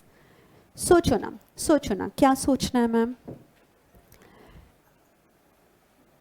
बाहर, रोड के बाहर, क्लास के बाहर आप लोग कल से यहाँ पे आ रहे हो, तो ब्रेक में अगर नीचे गए हो, छुट्टी के टाइम आपने देखा होगा बहुत सारे ना स्टॉल्स वगैरह, रेडी जिन्हें हम कहते हैं, वो लगी हुई हैं, जिसमें से एक मोमोज की होगी। देखी है किसी ने? देखिए, कुछ बच्चे कह रहे हैं देखी है। एक राजमा चावल, अच्छा आप लोग अर्ली मॉर्निंग बैच है ना, अभी जाएंगे तो शायद आपको मिल जाए इस समय। तो वहाँ पे ना नीचे क्या है, चलो लेट मी टेल यू क्या है। मोमोज की आपको दुकान मिलेगी। हाँ, अच्छा हल्दीराम्स है, बीकानेर है। अच्छा वो राजमा चावल का भी एक जो है ना भैया जी खड़े होते हैं, छोले कुलचे, छोले भटूरे, ये अलग अलग चीज़ें जो है ना वो मिलती हैं नीचे। अभी मुझे ना कोई कह रहा है मोमोज खा लो, बोलो ना मोमोज खा लो, तभी तो खाऊंगी जब मोमोज पसंद होंगे। जब मुझे मोमोज पसंद ही नहीं है, नहीं मुझे पसंद है, खिलाना चाहो खिला देना, तो अगर मुझे मोमोज पसंद ही नहीं है तो बोलो ना, क्या मोमोज की डिमांड बनेगी? नहीं बनेगी। तो मतलब किसी प्रोडक्ट को मैं अब प्राइस वो चाहे मुझे फ्री में खिला दे, अरे मुझे पसंद ही नहीं है मैदा तो मैं क्यों खाऊंगी? वो फ्री में बांट दे। मैं, आप मुझे कहो रहे मैम ये ना बाकी सारे जितने भी लोग हैं ना बेचने वाले हैं ना, उनमें से सबसे कम रेट इसी के और स्वाद भी बड़ा मस्त है। अरे जो मर्जी स्वाद हो, जब मुझे मैदा खाना ही नहीं है तो मैं क्यों खाऊं? फ्री में बांटे, मुझे खाना ही नहीं है मैं क्यों खाऊं? तो बोलो ना, डिमांड क्या इम्पैक्ट हुई मेरे टेस्ट और प्रेफरेंस के ऊपर? बिल्कुल हुई। और अगर कोई चीज महंगी भी होगी ना और मुझे पसंद है तो भी मैं शायद उसको खरीद लूंगी। मुझे मोमोज बहुत पसंद है, तो मेरे को दिख गया रास्ते में वेरिएशन मोमोज, मुझे दिख गया वाओ मोमोज, तो मैं प्राइस थोड़ी ना देखूंगी। मुझे तो बस शॉप देखते ही मन कर गया मोमोज खाने हैं तो खाने हैं, एक प्लेट नहीं तो आधी प्लेट खाऊंगी, पर खाऊंगी जरूर। क्या मैंने इस समय प्राइस के ऊपर ध्यान दिया? नहीं, मैंने अपने टेस्ट एंड प्रेफरेंस को देखा। तो मतलब किसी प्रोडक्ट की डिमांड, उस प्रोडक्ट के लिए हमारा टेस्ट कैसा है, वो भी डिपेंड जो है करता है, फैक्टर वो भी बताता है। समझ में आया आपको बात? तो कोई भी प्रोडक्ट अगर उसके लिए मेरा फेवरेबल टेस्ट है तो डिमांड है या नहीं है? है। और अगर अनफेवरेबल टेस्ट है, मैं प्रेफर ही नहीं करती, तो नहीं है। सिंपल सी बात है। अब इसी चीज को ना इन्होंने 4 अलग अलग बातों में बोला है, which is all together a new concept for you people. ये आपने पहले नहीं पढ़ा होगा। नहीं पढ़ा है? नहीं पढ़ा है। इंस्टीट्यूट ने भी ना क्या हरकत की है, आप भी जब पढ़ोगे ना तो प्लीज ध्यान से पढ़ना। उसका रीजन क्या है, ये दोनों पॉइंट्स ना एक जैसे हैं। और इंस्टीट्यूट भी ना मई 2020 तक इसको एक ही मानता था, उसके बाद उसको भी पता नहीं क्या हुआ, दोनों को अलग बना दिया। वो भी लिखता था डिमॉन्स्ट्रेशन इफेक्ट और बैंड वेगन इफेक्ट। फिर समय आया 2020 का, इंस्टीट्यूट ने कहा अरे बच्चे तुम इतने खुश क्यों हो, इन दोनों को अलग कर दिया, जुदा कर दिया। तो इनमें जब आप भी पढ़ेंगे ना, आपको कोई ज्यादा जो है ना फर्क दिखेगा नहीं। तो प्लीज ध्यान से सुनेंगे, और जो मैं बात बोलूंगी ना इसको डिफरेंशिएट करने के लिए वो कहीं लिखी भी नहीं है, वो अज्यूम्ड फैक्टर है, वो इंटरप्रिटेशन से निकल कर आया है। ध्यान देना, टेस्ट एंड प्रेफरेंसेस के रिगार्ड में, उसके रिस्पेक्ट में हमें कुछ इम्पैक्ट्स इफेक्ट्स स्टडी करने हैं, एग्जाम में सवाल आते हैं, तो इसको प्लीज इंपॉर्टेंट मार्क करेंगे, इस पर्टिकुलर पॉइंट को इंपॉर्टेंट है। और एग्जाम में जो लाइन आती है वो एज इट इज आएगी, जो मैं आपको बता रही हूँ, एज इट इज, कुछ भी एक इधर नहीं एक उधर नहीं, एज इट इज जो बुक में लिखा है वैसी डेफिनेशन चिपक के आ जाएंगी। लेट अस सपोज आपको आएगा dash refers to the desire of the people to emulate the consumption behaviour of others. Option है demonstration, B bandwagon, C snob and D is that, कौन सा इफेक्ट है ये? Veblen effect. आपको जवाब देना है, तो समझते हैं इनको क्या चीज है ये। सबसे पहले हमारा जो डिमॉन्स्ट्रेशन इफेक्ट है ये दिया किसने है? ये दिया है जेम्स डसनबेरी ने। ये नाम अब याद करने हैं, इको में कुछ याद नहीं करना, इवन फॉर्मूले भी याद नहीं करने, पर हाँ इकोनॉमिस्ट के नाम तो याद करने ही पड़ेंगे ना। अब उनके नाम तो बताओ कैसे समझाएं, नाम थोड़ी ना समझाए जाते हैं, रख दिया उनके पेरेंट्स ने नाम तो याद तो हमें करने पड़ेंगे, है ना। तो जो डिमॉन्स्ट्रेशन इफेक्ट है वो दिया है किसने, जेम्स डसन बेरी ने। नाम से पता चल रहा है, डिमॉन्स्ट्रेशन। मुझे आईफोन चाहिए नहीं, मुझे आईफोन चाहिए नहीं, मुझे पसंद नहीं है, पर अब मुझे चाहिए क्योंकि आपके पास है। समझ रहे हो, यूं तो डिमांड नहीं क्रिएट हो रही थी, मेरा कोई टेस्ट एंड प्रेफरेंस थोड़ी ना कि मुझे आईफोन चाहिए, स्टिल डिमांड आ गई। अभी तक देखो मेरे पास नहीं है, नहीं है मेरे पास आईफोन, नहीं है, 2 वक्त की रोटी चलती है बस मेरी। तो क्या है क्या बच्चे, नाइस जोक, नहीं नहीं रियलिटी है यार, कैसी बातें कर रहे हो। तो क्या हुआ, तुम ना मुझे भटका रहे हो कॉन्सेप्ट से, इधर आओ, वापस आओ। तो क्या हुआ, डेमोन्स्ट्रेशन इफेक्ट, मुझे आईफोन नहीं चाहिए था, मेरे को कोई प्रेफरेंस नहीं है, मुझे कोई अच्छा नहीं लगता आईफोन। कहते नहीं प्रिवेसी बहुत है। मैम अभी बताओ, आप लोगों को प्रिवेसी चाहिए, मुझे किस बात की प्रिवेसी, मेरा फ़ोन कोई भी देख ले क्या मिलेगा। प्रिवेसी आप लोगों को चाहिए इसलिए आप लोग आईफोन खरीदते हो, है ना। तो अभी अब वो एज निकल गई प्रिवेसी वाली, और उस समय पे आईफोन नए नए आए थे। अभी मैं तो बुजुर्ग हो गई हूँ, आप तो अभी छोटे छोटे प्यारे प्यारे बच्चे हो, है ना। तो क्या हुआ जी, मुझे आईफोन ना पसंद नहीं है, कोई प्रेफरेंस नहीं है आईफोन को लेके मेरी, पर अब मेरा मन करता है मैं आईफोन खरीद लूँ। क्यों, क्योंकि ना आपके पास है। मुझे बाइक है, मेरे पास बाइक है, पर अब मुझे बाइक वो चाहिए रॉयल एनफील्ड, वो जो आवाज करती है इतनी तेज तेज, बुलेट। क्यों, क्योंकि मेरा दोस्त ना बुलेट लेकर आता है। आपने घर पे कहा मम्मा बुलेट ले दो, क्यों भाई क्यों चाहिए, अरे वो मेरे दोस्त के पास है। क्या ऐसा कभी होता है हमें कोई चीज इसलिए चाहिए होती है क्योंकि हमने कहीं पे देखी होती है, ऐसा होता है ना, बहुत बार होता है। मम्मा मैं भी ना वो वाली ड्रेस लूंगी, आजकल बड़ी ट्रेंड में है, मैंने उसको देखा था पहने हुए, बहुत अच्छी लग रही थी। तो ऐसा होता है, ऐसा बिल्कुल होता है। तो हम कभी कभी चीजें इसलिए डिमांड करते हैं, इसलिए परचेज करते हैं, वो हमारी जरूरत नहीं है, वो सामने ने डिमॉन्स्ट्रेट किया, सामने ने ऐसा दिखाया, उसके दिखावे में अभी मेरे को भी चाहिए। मुझे ज़रूरत नहीं है बुलेट की, मुझे आईफोन की ज़रूरत नहीं है, आईफोन में भी मैंने बात ही करनी है, इसमें भी मैं बात करती हूँ। मुझे कोई ज़रूरत नहीं है, मुझे पर्टिकुलर ड्रेस की ज़रूरत नहीं है, बस इसलिए क्योंकि मेरी फ्रेंड के पास है, मम्मा मुझे भी चाहिए।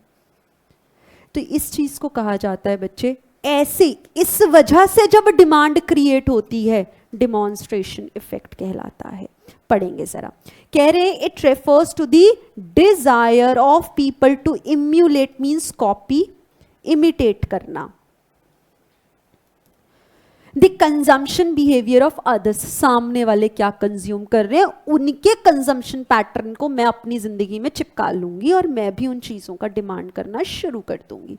ठीक है, it means that people buy or have things because they see that other people are able to have them. For example, an individual's demand for cell phone may be affected by his seeing a new model of cell phone in his neighbors or friends house. बचपन में जब आपको पहली बार जब आपने phone लिया होगा, जिस भी क्लास में लिया होगा, तो एक बारी काफ़ी लोगों के साथ तो ये हुआ होगा, मुझे भी मम्मा पापा फ़ोन दिलवा दो, मेरे दोस्त के पास भी तो है। मैं फर्स्ट फ़ोन की बात कर रही हूँ जब आपके पास आया होगा। आपको देख के किसी ने लिया होगा या आपने किसी को देख के लिया होगा और यही एक्सक्यूज दिया होगा, मेरे दोस्त के पास है, उसके पास भी तो है, वो भी तो मेरी ही क्लास में है, उसके मम्मी पापा ने भी तो लेके दिया है, आप नहीं लेके दे सकते। उस समय शायद ज़रूरत नहीं थी, पर हमने किया, लिया, डिमांड किया उस प्रोडक्ट का। क्यों? क्योंकि मैंने सामने वाले के कंजम्पशन पैटर्न को कॉपी किया, इसलिए उसकी डिमांड हुई। कह रहे आइदर बिकॉज, या तो उसको वो चीज पसंद आ गई है जो उसने देखा है, या फिर ही फिगर्स आउट दैट अगर नेबर या फ्रेंड के पास हो सकता है तो मेरे पास क्यों नहीं। दो वजह हो सकती है खरीदने की, या तो आपके पास मैंने देखा मुझे भी पसंद आ गया, और दूसरी बात क्या, अगर आपके पास हो सकता है तो मेरे पास क्यों नहीं? क्या आपको यहां पे कहीं पे जेलसी लग रही है? ईर्ष्या, ईर्ष्या, ईर्ष्या नहीं ईर्ष्या। ठीक है, बस एक यही फैक्टर है दोस्त जो डिमॉन्स्ट्रेशन को बैंड वेगन से अलग करता है। मतलब यहाँ पे डिमॉन्स्ट्रेशन में अगर मैं चीज़ें खरीदूंगी ना तो कहीं ना कहीं जेलिस फैक्टर, जेलिसी का फैक्टर दिखेगा, लिखा थोड़ी ना है कहीं पे। हमारी इंटरप्रिटेशन है, बैंड वेगन को अलग तो करना है ना। अभी बच्चा तो मुझसे पूछेगा मैम इन दोनों में क्या फ़र्क है, तो फ़र्क यहीं पे है, क्योंकि इंस्टीट्यूट को पता नहीं अचानक क्या हुआ। 2020 तक तो कहता था एक ही है, 2020 तक तो कहता था एक ही है, मई या दिसंबर अटेंड में पता नहीं उसको क्या हुआ, कहता दोनों अलग हैं। उसने तो दोनों अलग कर दिए, समझाने का काम किसका? वो हमारा, तो समझा रहे हैं, समझो फिर आप भी आगे बढ़ो। बैंडवेगन इफेक्ट आइएगा, कह रहे हैं refers to the extent to which the demand for a commodity is increased. अच्छा, डिमॉन्स्ट्रेशन में भी डिमांड इंक्रीज हुई है ना, डिक्रीज तो नहीं हुई, बैंडवेगन में भी इंक्रीज हो रही है। ठीक है, कह रहे यहां पर डिमांड इंक्रीज होगी किस लिए? Due to the facts that others are also consuming the same commodity. आपको नहीं लग रहा, उस ऊपर भी तो यही पढ़ के आए हैं, ऊपर भी तो हम किसी चीज को इसीलिए इस्तेमाल कर रहे थे क्योंकि सामने वाला इस्तेमाल कर रहा था, यहाँ पे भी हम वही कर रहे हैं, तो फर्क कैसा? चलो, कह रहे it represents the desire of the people to purchase a commodity in order to be fashionable और स्टाइलिश और to conform to the people they wish to be associated with. क्या ऐसा आपके साथ हुआ है? देखो हुआ होगा, ये मुझे पता है कि जो मैं एग्जाम्पल देने वाली हूँ ना, आप लोग ना उस पर सहमत नहीं होगे, मेरे सामने ना हाँ बोलोगे नहीं, तो दिल में खुद को हाँ बोलना। देखो क्या होता है, क्या होता है, कभी कभी क्या होता है, हम लोग ना पब्स और बार्स में नहीं जाते यूजुअली, पर लेट अस सपोज हमारे ग्रुप में 4 दोस्त, 4 में से ना 3 दोस्त स्मोकिंग करते हैं, ड्रिंक करते हैं, हुक्का लेते हैं, बार्स जाते हैं, पब्स जाते हैं। मैं बड़ी अच्छी, मैं नहीं करती ये सब, हाँ मुझे देख के ये मत सोचना कि मैं नहीं करती। पर क्या कभी ऐसा होता है दोस्त क्या कहेंगे, चलो अरे तू नहीं पीता, तू नहीं स्मोक करता, हुक्का अरे यार आजकल तो हर कोई करता है, क्या है ये। तो फिर हम क्या करते हैं, उन चीजों का इस्तेमाल करना शुरू करते हैं just to associate ourselves with that very particular group. अरे नहीं मैं कोई तुमसे कम हूं, मैं भी करके दिखा सकता हूं। तो हम क्या करते हैं, हुक्का भी ले रहे हैं, बार्स भी जा रहे हैं, पब्स भी जा रहे हैं, ड्रिंकिंग भी शुरू कर दी, स्मोकिंग भी शुरू कर दी। मतलब दोस्त हमें देख के दोस्ती, मतलब वो एक ना इंस्टाग्राम पे बहुत अच्छी रील आई थी, अगर आपने भी कभी देखी हो, वो क्या रील आई थी, कहते हैं दोस्त कहते हैं अरे तू हमारे लिए स्मोकिंग नहीं कर सकता। तो दोस्त अगर मैं तुम्हारे लिए दोस्ती निभाने के लिए स्मोकिंग कर सकता हूं तो तुम मुझसे दोस्ती निभाने के लिए छोड़ नहीं सकते हो। दोस्ती तो 2 वेज होती है। मैं तुम्हारे कहने पर तुमसे दोस्ती निभाने के लिए पीना शुरू कर दूं, पर तुम मुझसे दोस्ती निभाने के लिए मेरे लिए पीना छोड़ नहीं सकते, तो कैसी दोस्ती? दोस्ती तो 2 वेज होती है। तो ये बड़ी प्यारी रील आई थी, आई डोंट नो आपने देखी है या नहीं, बहुत वायरल हुई थी। वो दिव्य कीर्ति जो है, विकास दिव्य कीर्ति, उनकी ये रील थी, उनकी ये बात कही गई थी, और बहुत अच्छी बात है और बिल्कुल सही बात है। भैया दोस्ती तो 2 वेज है, हम तुम्हारे लिए गड्ढे में कूदें, तुम हमें बचा लो, आजा तू भी गड्ढे में कूद जा, क्योंकि हम तो है ही हैं, इकट्ठे बचाएगा कोई ना कोई हमें। ऐसे थोड़ी ना होता है भैया, ये क्या बात हुई है।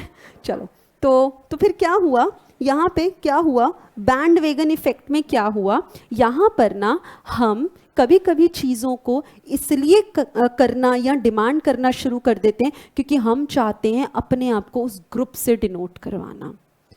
किटी पार्टी हुई, 4 लेडीज, जो 3 है ना वो जीन्स पहन के आती हैं,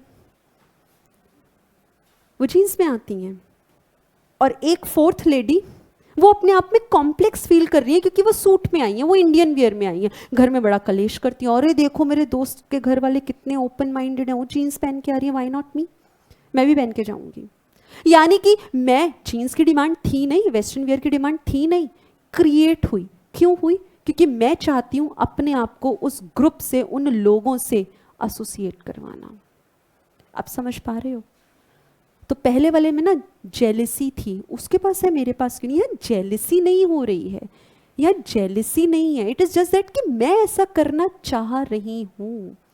ठीक है, तो यहाँ पे देखो एग्जाम में कोई पंगा नहीं आएगा, एग्जाम में बहुत इजीली आपको समझ में आएगा, क्योंकि लाइन जो मैं आपको कह रही हूँ अंडरलाइन करने के लिए वहीं से ही सवाल आएगा। तो यहाँ पे आप पहली लाइन जो है करें, इसको आप हाईलाइट करें, फैशनेबल, स्टाइलिश और to conform to the people they wish to be associated with.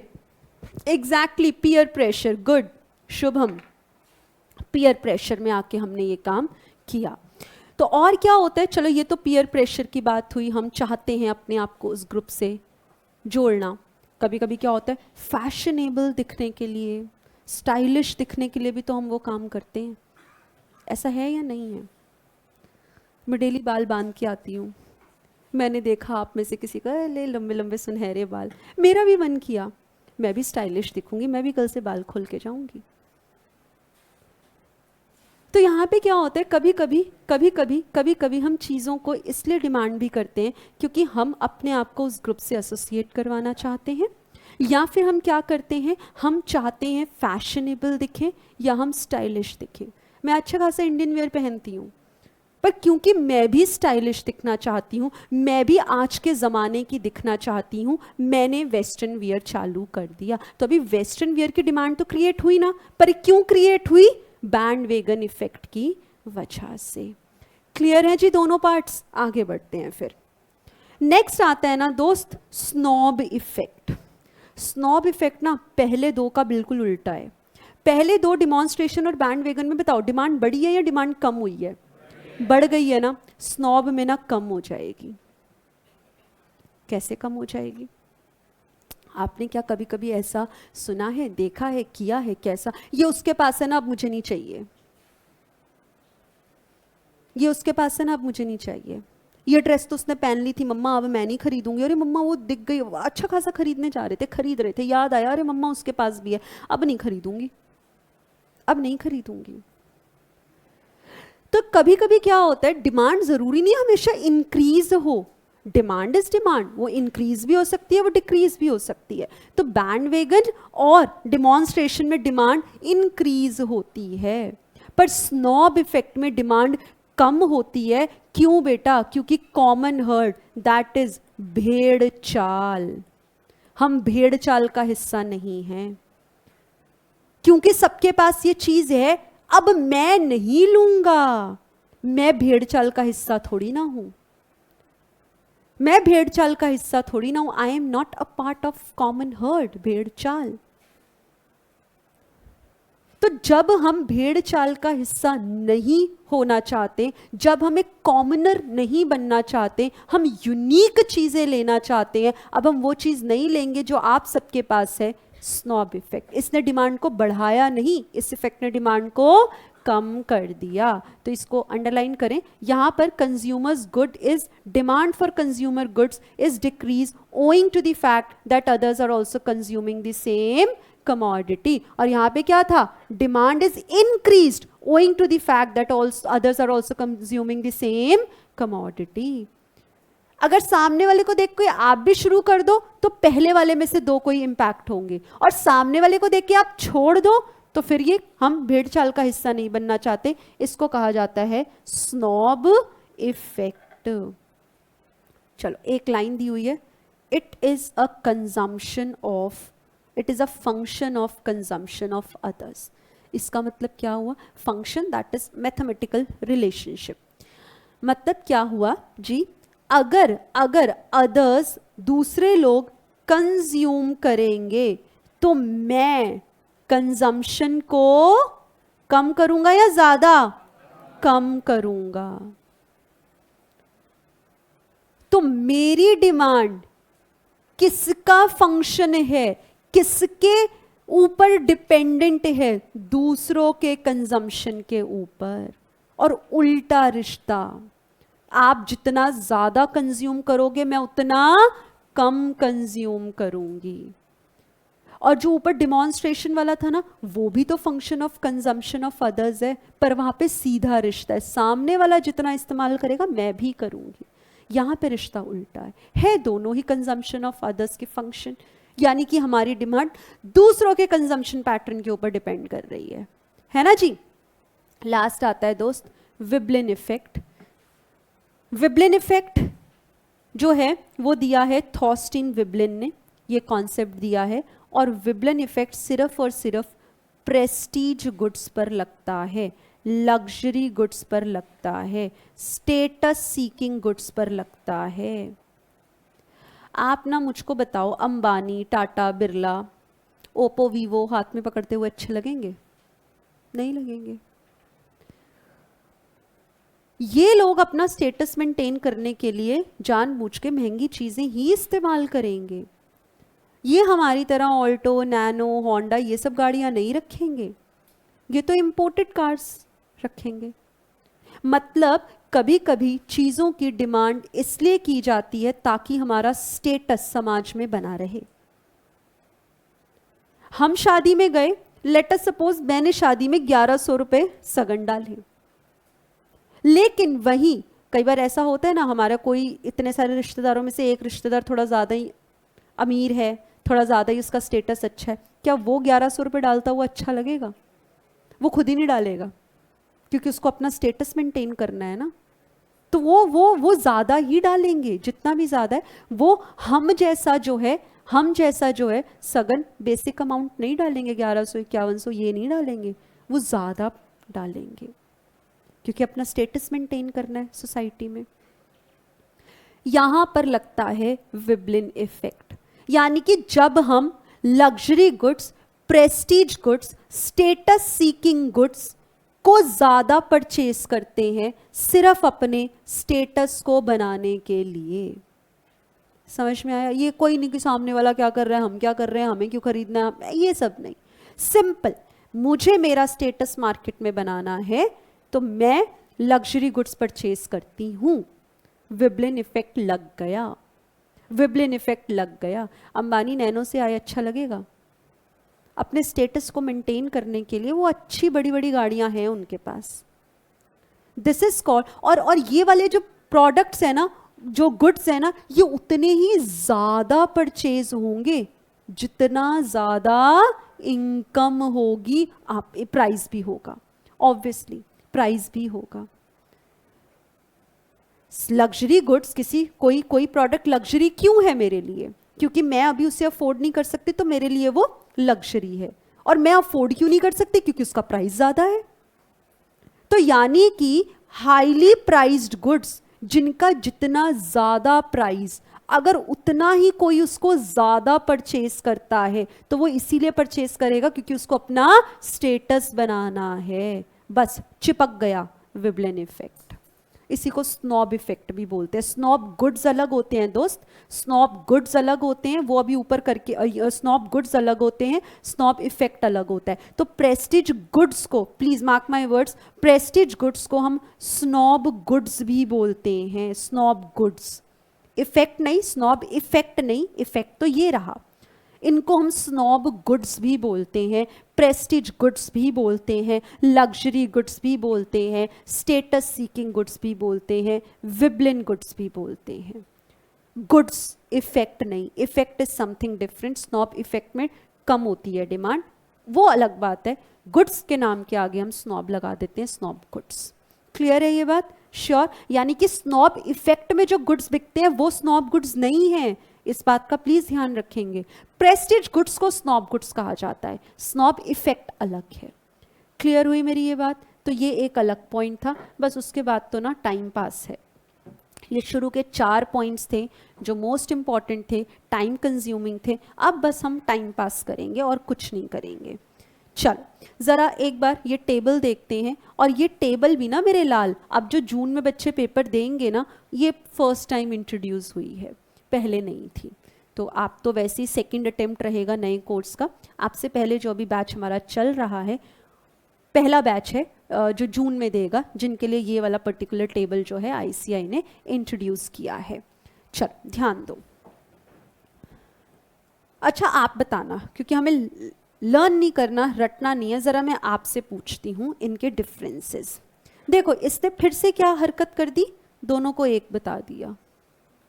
इसने फिर से वही हरकत कर दी, ऊपर अलग अलग थे फिर टेबल में एक जैसे हो गए। Expect the unexpected from ICAI। जो आपकी सोच नहीं होगी ना, और ये ऐसे सवाल थोड़ी ना पूछेगा, वो वही पूछेगा। ऊपर अलग थे दोनों, टेबल में फिर दोनों मिल गए। आइएगा, ध्यान देंगे। अच्छा जल्दी से बताओ ना मेरे को, क्या बताओगे? चाहे बैंड वेगन हो, चाहे डिमॉन्स्ट्रेशन हो, डिमांड बढ़ेगी या कम होगी? और स्नॉब में डिमांड, आप कह रहे हो, मैं नहीं कह रही। तो जो आप कह रहे हो ना वो ये लिखा।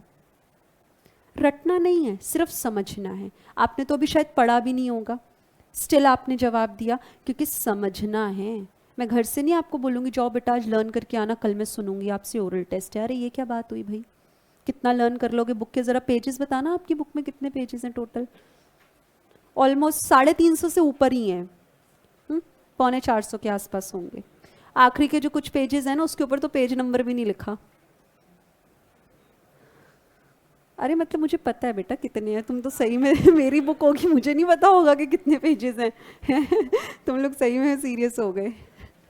अच्छा इधर देखो, ठीक है ठीक है, इधर देखो। क्या आपको समझ में आया? मतलब कहने का सिर्फ इतना मतलब था, इतनी मोटी बुक सुबह 4 बजे फट्टे नहीं मार सकते तारों की छाँव में, ये काम नहीं करना।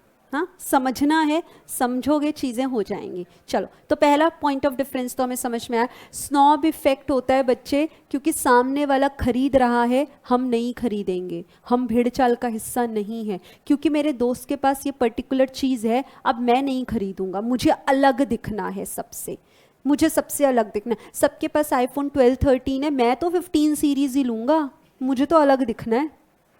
Snob effect. चलो हाँ जी चलें। अच्छा चलो नेक्स्ट बताओ, नेक्स्ट बताओ, मुझे बताओ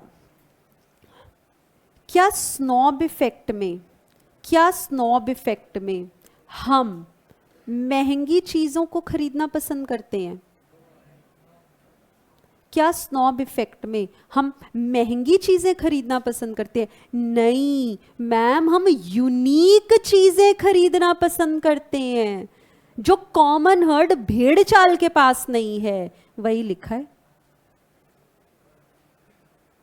अब हो सकता है ना उसके साथ प्रेस्टीज वैल्यू तो अटैच हो ही, महंगी हो, क्योंकि जो सबके पास है वो तो कॉमन सी बात है, हर कोई अफोर्ड कर सकता है। जो सबके पास नहीं है वो कहीं ना कहीं अलग ही होगा प्राइस में भी। तो प्रेस्टीज, जो अभी मैंने आपको आईफोन का एग्जाम्पल दिया, 13 12 सबके पास है, मैं अभी 15 चल रही है लेटेस्ट सीरीज, बताओ ना आईफोन वालों 15 है? अच्छा तो मैं तो 15 खरीदूंगी, क्योंकि 15 ना भी कॉमन नहीं है। तो भी जितना आप यूनिक चीज़ खरीदोगे तो फिर पैसा भी यूनिक ही पे करना पड़ेगा, प्रेस्टीज वैल्यू तो अटैच्ड है ही है उसके साथ। ठीक है। अच्छा डिमॉन्स्ट्रेशन और बैंड वेगन में बताओ, यहाँ पे क्या हमारा दिमाग घूम जाता है कि सामने वाला क्या कर रहा है उसके हिसाब से काम करेंगे?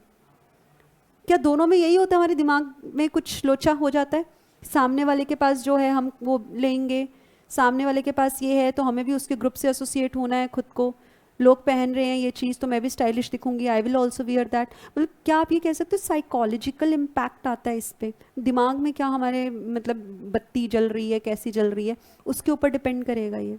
यहाँ पे यही लिखा है, कह रहे it is a psychological effect in which people do the same what others are doing.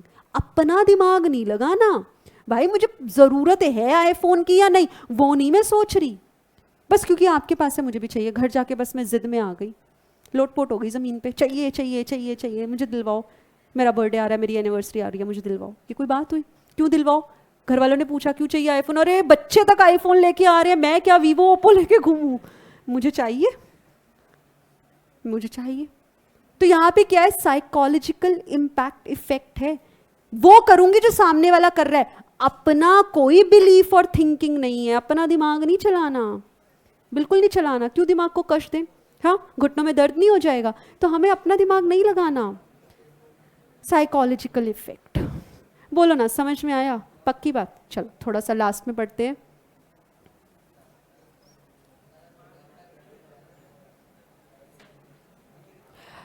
Demand decrease हो गई ना, चल डिमांड डिक्रीज हो गई ना, तो डिक्रीज के केस में स्नॉब ही लगेगा। ठीक है, ठीक है। ये यूजुअल जनरल बात है कि यूनिक प्रोडक्ट खरीदेंगे तो वो हो सकता है कि महंगा हो, जनरल सेंस में। डिमांड कम हो गई ना तो फिर वही स्नॉब ही लगेगा। ऐसा माना जाता है कि आप जितना अलग हटके दिखोगे तो हटके पैसा भी खर्च करना पड़ेगा, प्रेस्टीज है ना। सब लोग ऑल्टो लेके घूमते हैं, मैं BMW लेकर आऊंगी कल से। चलो सुनिएगा, एग्जाम्पल एक बार आप खुद पढ़ने की कोशिश करें, फिर मैं समझाती हूं।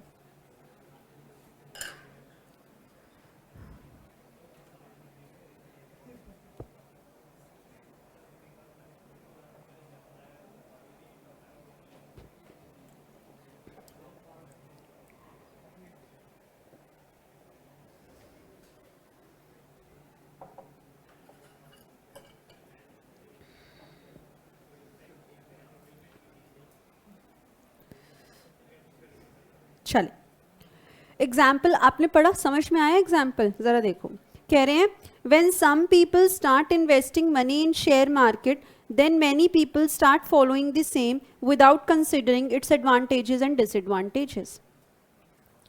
सामने वाला कहता है अरे स्टॉक मार्केट में पैसा लगा दो, मार्केट बढ़ेगी। हमें कोई जानकारी नहीं है स्टॉक मार्केट की। अच्छा उसने कहा उसका पैसा बढ़ेगा ना, इंक्रीज होगी ना वैल्यू, चल हम भी लगा देते हैं स्टॉक मार्केट में। अरे stock market is an in depth analysis.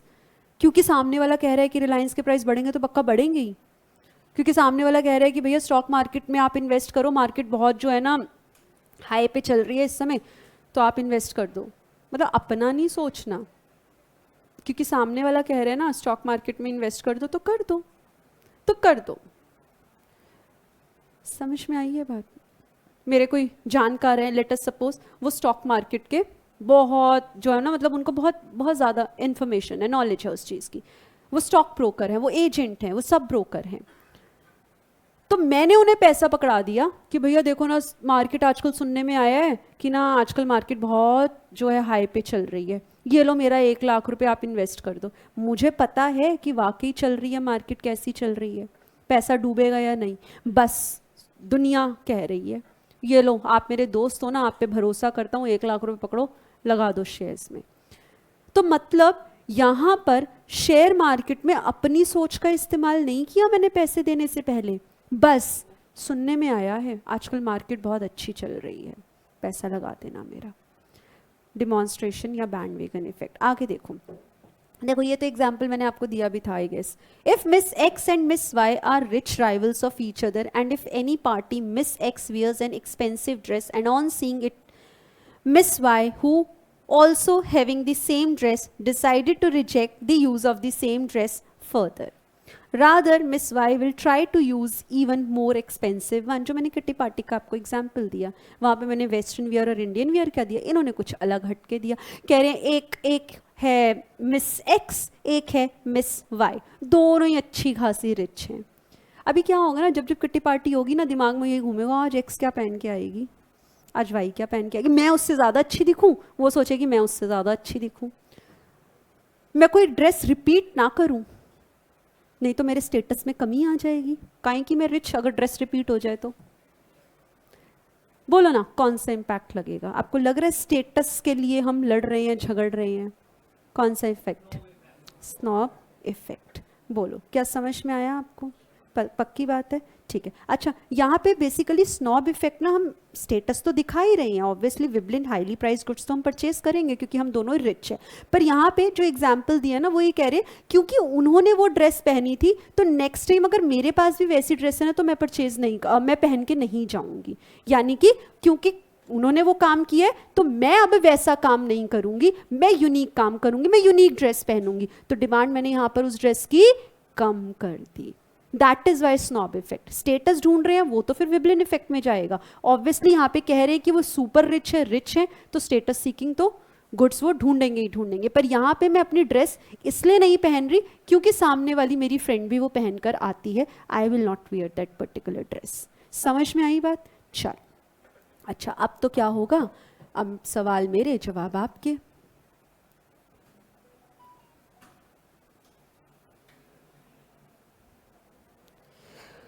बेटा स्नॉब इफेक्ट में ना डिमांड कम होती है, ठीक है।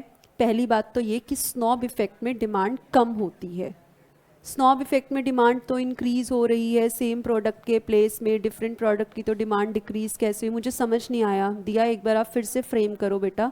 स्नॉब इफेक्ट में दोस्त, क्या मैंने कुछ उल्टा बोला?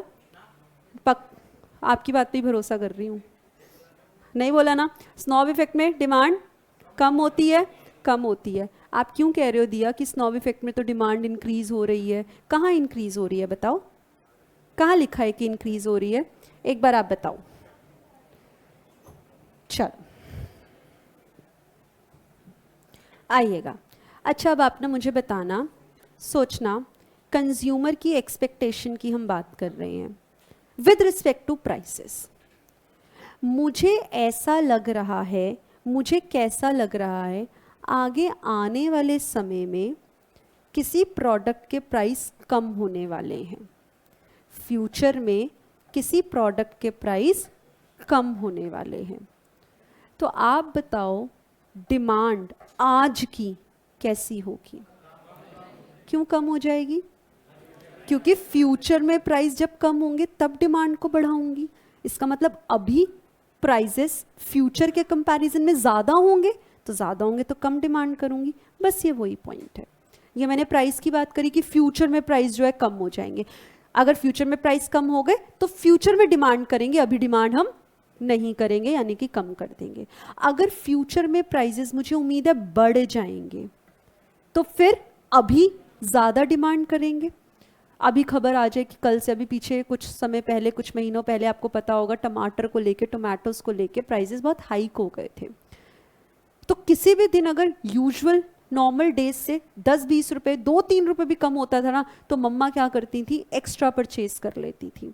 और पता था कि प्राइस ज़्यादा चल रहा है, तो अगर घर में दाल तड़का जब खाते थे 2 टमाटर कट के डलते थे ना, तो आधे पे आ गए थे हम लोग।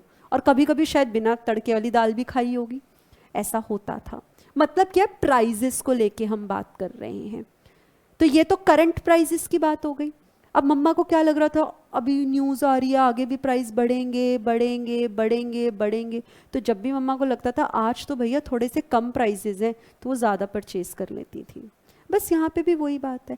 आज न्यूज़ आ जाए कल से सुबह से रात को 12 बजे के बाद से पेट्रोल 1 रुपये महंगा हो जाएगा, तो महंगा तो कल होगा ना, 12 बजे के बाद होगा ना। पेट्रोल पंप पे लाइन अभी से लग जाएगी। मतलब फ्यूचर में प्राइस बढ़ेगा और करंट डिमांड बढ़ जाएगी। और अगर अभी खबर आ जाए कि कल पेट्रोल जो है 1 रुपये सस्ता हो जाएगा, तो फिर फ्यूचर में अगर सस्ता होगा तो फ्यूचर में डिमांड बढ़ेगी। आज नहीं मैं पेट्रोल भरवाऊंगी गाड़ी में। ये तो बात हुई प्राइस को लेके। इस वाले केस में बोथ होंगे। अच्छा, क्योंकि वो रिच है तो मैंने तो ये बात बोल दी ना मनसीरत, मैंने बोल दी बेटा, यहाँ पे रिच है तो अपने स्टेटस को मेंटेन करने के लिए वो जान के महंगी परचेज करेंगे, तो लग गया विबलन इफेक्ट। पर अपना मैं सेम ड्रेस रिपीट नहीं करूंगी क्योंकि सामने वाले ने भी पहनी है, ये उस रिस्पेक्ट में एग्जाम्पल दिया हुआ है। मैं आपकी बात ऑलरेडी एक्सप्लेन कर चुकी हूँ। चलो अच्छा, अब बात करते हैं इनकम की। मेरी आज इनकम नहीं है, कम है, तो क्या मैं अभी गाड़ी परचेज कर लूँ? कर ही नहीं सकती, तो मतलब अभी तो परचेज नहीं करूँगी। अभी मुझे दिख रहा है, क्या दिख रहा है कि ना दिवाली आने वाली है, दिवाली आने वाली है, मुझे बोनस मिलेगा, सैलरी मेरी बढ़ेगी, या मैंने क्या किया, मुझे लग रहा है कि अगले महीने ना मैं अपनी जॉब स्विच कर दूँगी, वहाँ पे मुझे ना सैलरी ज़्यादा मिलेगी। तो जो भी मेरी डिमांड होगी किसी ऐसे गुड की जो मैं अभी अफोर्ड नहीं कर पा रही, मैं तब के लिए पोस्टपोन कर दूंगी ना, कि जब इनकम ज़्यादा आएगी तब मैं परचेज करूंगी। ये वही पॉइंट है। कह रहे कंज्यूमर की एक्सपेक्टेशन क्या है फ्यूचर के प्राइजेस को लेके, हमारी इनकम को लेके, सप्लाई को लेके मार्केट में, उसके ऊपर भी डिपेंड करता है कि हमारी डिमांड क्या रहेगी। आज खबर आ जाए कि कल से ये पर्टिकुलर चीज़ जो है ना वो नहीं आएगी मार्केट में, कम सप्लाई होगी, तो फिर क्या होगा, हम अभी से स्टॉक पाइल अप करना शुरू कर देंगे कि भाई ज़रूरत पड़ेगी तो क्या करेंगे। ऐसा बात देखो, तो कह रहे हैं आप मुझे बताना, if the consumers expect increase in future prices, अगर फ्यूचर में प्राइजेस, बोलो ना, अगर फ्यूचर में प्राइजेस बढ़ जाएंगे तो आज की डिमांड, अगर फ्यूचर में फ्यूचर में प्राइजेस इंक्रीज होंगे, फ्यूचर में इंक्रीज होंगे ना, तो फ्यूचर में डिमांड कम होगी, तो अभी की डिमांड क्या होगी? क्या वही लिखा है? अच्छा, अब बताओ, कह रहे इंक्रीज इन इनकम, जितनी ज्यादा आपकी इनकम उतनी डिमांड ज्यादा, कौन से गुड्स की? बस वही बोला है, कह रहे इंक्रीज इन इनकम तो डिमांड बढ़ जाएगी। तो मैं आपसे पूछ रही हूँ कौन से गुड्स की बढ़ जाएगी? नॉर्मल गुड्स की बढ़ जाएगी। अच्छा, अब अगर ये तो अभी की बात हुई, अब मुझे बताओ, अगर मुझे लग रहा है मेरी इनकम ना फ्यूचर में इंक्रीज होगी, तो फ्यूचर में नॉर्मल गुड्स की डिमांड बढ़ेगी ना, अभी हो सकता है ना इंफीरियर गुड्स की डिमांड बढ़े। तो प्लीज क्वेश्चन किस तरीके से फ्रेम हुआ है ना, उस बात पे ध्यान देंगे, ठीक है। यहाँ पे वो थोड़ी ना बता रहे कि हम कौन से गुड्स की बात कर रहे हैं, कब की इनकम की बात कर रहे हैं, यहाँ तो जनरल बोल रहे हैं, कह रहे इनकम इंक्रीज होगी तो डिमांड ऑब्वियसली आप ज्यादा करोगे। ये हमें पता है नॉर्मल गुड्स की डिमांड इस समय हम ज्यादा करेंगे और इस समय इंफीरियर गुड्स की डिमांड हम कम करेंगे। तो सवाल आप प्लीज चेक करेंगे पूछा कैसे गया है, ठीक है। आगे देखो, नेक्स्ट कह रहे हैं, अच्छा आप बताओ, अगर मुझे लग रहा है शॉर्टेज है मार्केट में, सप्लाई उतनी नहीं है, तो बोलो ना, क्या मैं स्टॉक पाइल अप अभी से करके रख लूं? अभी डिमांड बढ़ जाएगी ना मेरी, कुछ तो बढ़ी जाएगी, ठीक है। नेक्स्ट देखो, कह रहे if they expect a fall in price, future में प्राइस कम होने वाले हैं, तो अभी की डिमांड कम हो जाएगी, यानी कि मैं अपनी डिमांड को पोस्टपोन कर दूंगी। आगे देखो, कह रहे फॉल इन इनकम, मेरी इनकम ना कम होने वाली है, तो अभी मैं जरूरी चीजों पे खर्चा करूंगी ना, जो नॉन एसेंशियल चीजें होंगी उनकी डिमांड अगेन पोस्टपोन हो जाएगी, है ना जी, ठीक है। आगे बताओ, आप बताओ, साइज ऑफ पॉपुलेशन, जितनी किसी जगह की पॉपुलेशन ज्यादा उतनी ही डिमांड ज्यादा, बस। कह रहे larger the size of population of a country or a region, larger would be the number of buyers, जितने ज़्यादा buyers उतनी मार्केट डिमांड भी ज़्यादा। और आगे देखें, एज डिस्ट्रीब्यूशन ऑफ पॉपुलेशन। अभी आप सोचो, क्या सोचो, मुझे ना स्टेशनरी शॉप जो है ना ओपन करना चाहती हूँ मैं, तो आप मुझे सोच के बताओ, stationery shop school colleges tuition centre के बाहर खोलना ज़्यादा बढ़िया बात है या किसी हॉस्पिटल के आसपास खोल दूँ? स्कूल के पास, क्योंकि वहाँ पर एज डिस्ट्रीब्यूशन, बच्चे वहाँ पे मुझे ज़्यादा मिलेंगे। हॉस्पिटल के बाहर मेडिसिन शॉप खोलनी ज़्यादा बेहतर रहेगी। ये वही बात है, कह रहे हैं आप चेक करो, आपकी जो भी आप काम कर रहे हैं, जिस एरिया में आप काम कर रहे हैं, वहाँ पर लोगों का एथनिक मिक्स कैसा है, वहाँ पे लोग कैसे हैं, किस एज को बिलोंग करते हैं। मैंने कहा कि मैं ना जो है स्पेक्स की शॉप जो है वो ओपन करना चाहती हूँ, शेड्स की, गॉगल्स की, बेसिकली स्पेक्स की। तो ये कहाँ पे ज़्यादा चलेगी? या मैंने कहा मैं स्टिक्स, व्हील चेयर्स, वॉकर्स, ऐसी दुकान खोलना चाहती हूँ, तो ये तो वहाँ चलेगी ना जहाँ हॉस्पिटल हो, जहाँ बुजुर्ग लोग शायद ज़्यादा हों, उनको ही इन चीज़ों की ज़रूरत है, बच्चे थोड़ी ना अब इस चीज़ों का इस्तेमाल करेंगे।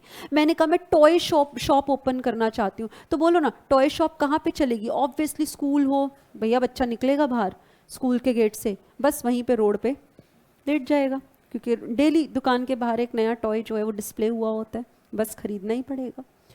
अब मैं टॉय शॉप किसी हॉस्पिटल के बाहर खोल के बैठ जाऊँ, है कोई तमीज़ की बात? 4 लोग उल्टा गालियाँ देके निकलेंगे रोड से।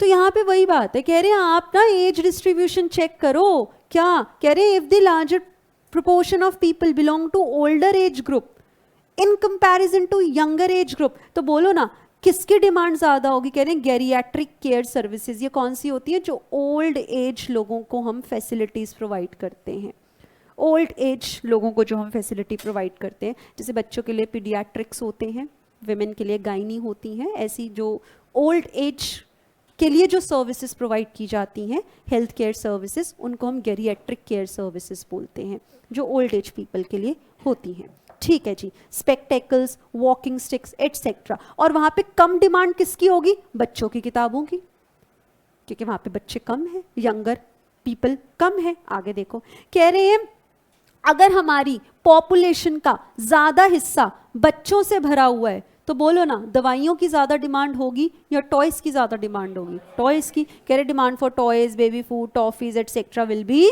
मोर। आगे क्या कह रहे हैं? कह रहे हैं इसी प्रकार से अगर सोचो माइग्रेशन हुआ है रूरल एरियाज से, लोग अर्बन एरियाज में आए हैं। अभी क्या हुआ, हमारे घर में late us suppose house help है, या मैं किसी फैक्ट्री में काम करती हूँ, तो मेरे साथ क्या हुआ, मेरा एक गांव का दूर दराज का जो है ना भाई दोस्त कोई भी आ गया मेरे को अकम्पनी करने। कहता है तू काम करता है? मैं कहा हाँ मैं काम करता हूँ। कहाँ करता है? मैं इस फैक्ट्री में काम करता हूँ। उनको बोलना मालिक को मेरा दोस्त गांव से आया है, उसको भी काम दे देंगे। ऐसा होता है हाउस हेल्प्स के केस में, ऐसा होता है।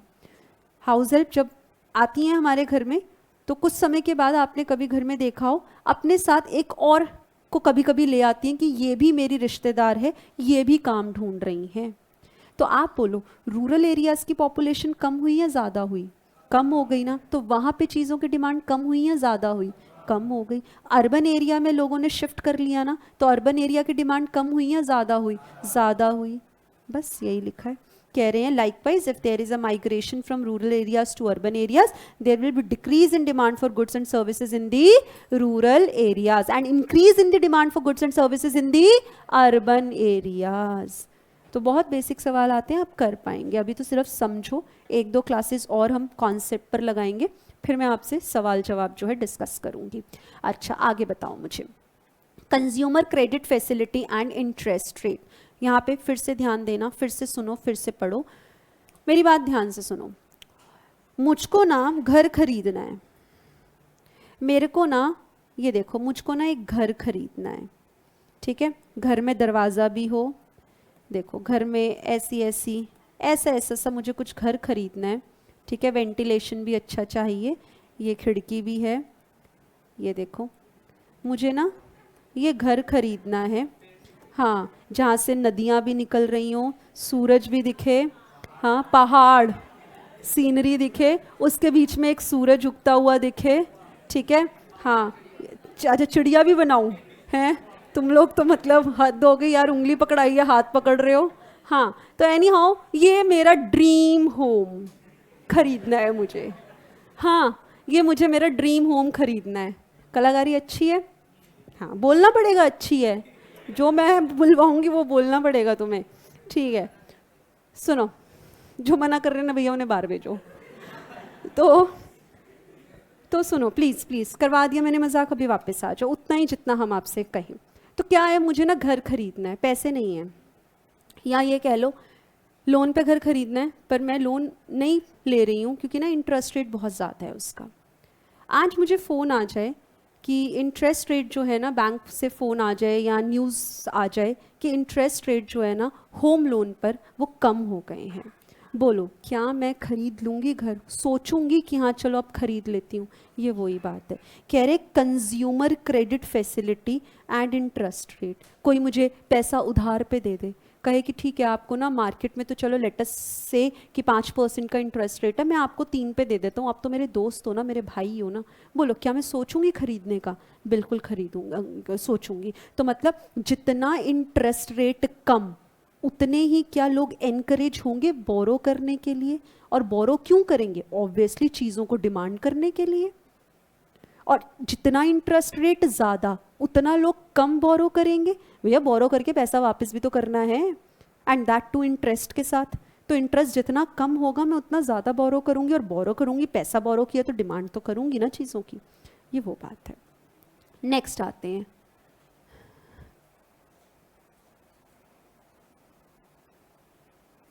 बिल्कुल बिल्कुल हो सकता है प्रियांशी, बस इन्होंने कैटेगरीज अलग अलग कर दी हैं, कंबाइंडली भी आप स्टडी कर सकते हो। नेक्स्ट देखो जी, गवर्नमेंट पॉलिसीज एंड रेगुलेशंस। अभी देखो आप मुझको बताना, आप मुझे क्या बताओगे? इलेक्ट्रिसिटी पर, इलेक्ट्रिसिटी का ना बिल आता है, बिल बहुत अच्छा खासा आता है, पर यूनिट रेट ना बड़े अच्छे हैं। अभी गर्मियाँ आ गई हैं तो हम लोगों की आदत क्या होती है, पंखे खुले छोड़ दिए, एसी खुला छोड़ दिया, लाइटें जल रही हैं तो जल रही हैं, वॉशरूम यूज़ करके आए वहाँ की भी लाइटें जल रही हैं। तो मम्मी पापा पूरा दिन तो यही चिल्लाते रहते हैं, चीखते रहते हैं, अरे लाइट बंद कर दे, बिजली का मीटर घूम रहा है, बिल किसने देना है? बिल देना है। हाँ तो ऐसी ऐसी बातें होती होंगी, है ना, होती होंगी। अच्छा अभी सरकार कह भी रखा है कि आपको ना हम सब्सिडी प्रोवाइड करेंगे बिजली के बिल पे। क्या आपका बिजली का बिल सब्सिडी अवेल करने की वजह से कम आएगा? थोड़े से आप लापरवाह हो जाओगे, आप भी आगे से जवाब दोगे मम्मी सब्सिडी मिलती है, कोई बात नहीं। होगा ऐसा या नहीं होगा? बिल्कुल होगा। और वहीं आज खबर आ जाए सब्सिडी बंद, मम्मी का फिर से चीखना चालू। क्या हुआ? मतलब कि गवर्नमेंट ने कैसी पॉलिसी निकाली, अगर गवर्नमेंट चीज़ों को सस्ता कर देता है तो हम ज़्यादा डिमांड करना शुरू कर देते हैं। घर में अभी तक तो कूलर चलता था, अरे मम्मी बिजली के बिल में देखो सब्सिडी मिलती है, एसी खरीद लेते हैं। अभी तक एक ड्राइंग रूम में एसी था, अरे मम्मी रात को गर्मी लगती है कमरे में भी खरीद लो, अब कौन सा बिजली का बिल ज़्यादा आता है, सरकार ने कम कर रखा है। क्या ऐसा होगा या नहीं? यानी कि गवर्नमेंट अगर कोई ऐसी पॉलिसी निकाल दे जिससे प्रोडक्ट के प्राइजेस कम हो जाएं तो आप ज़्यादा खरीदोगे या नहीं?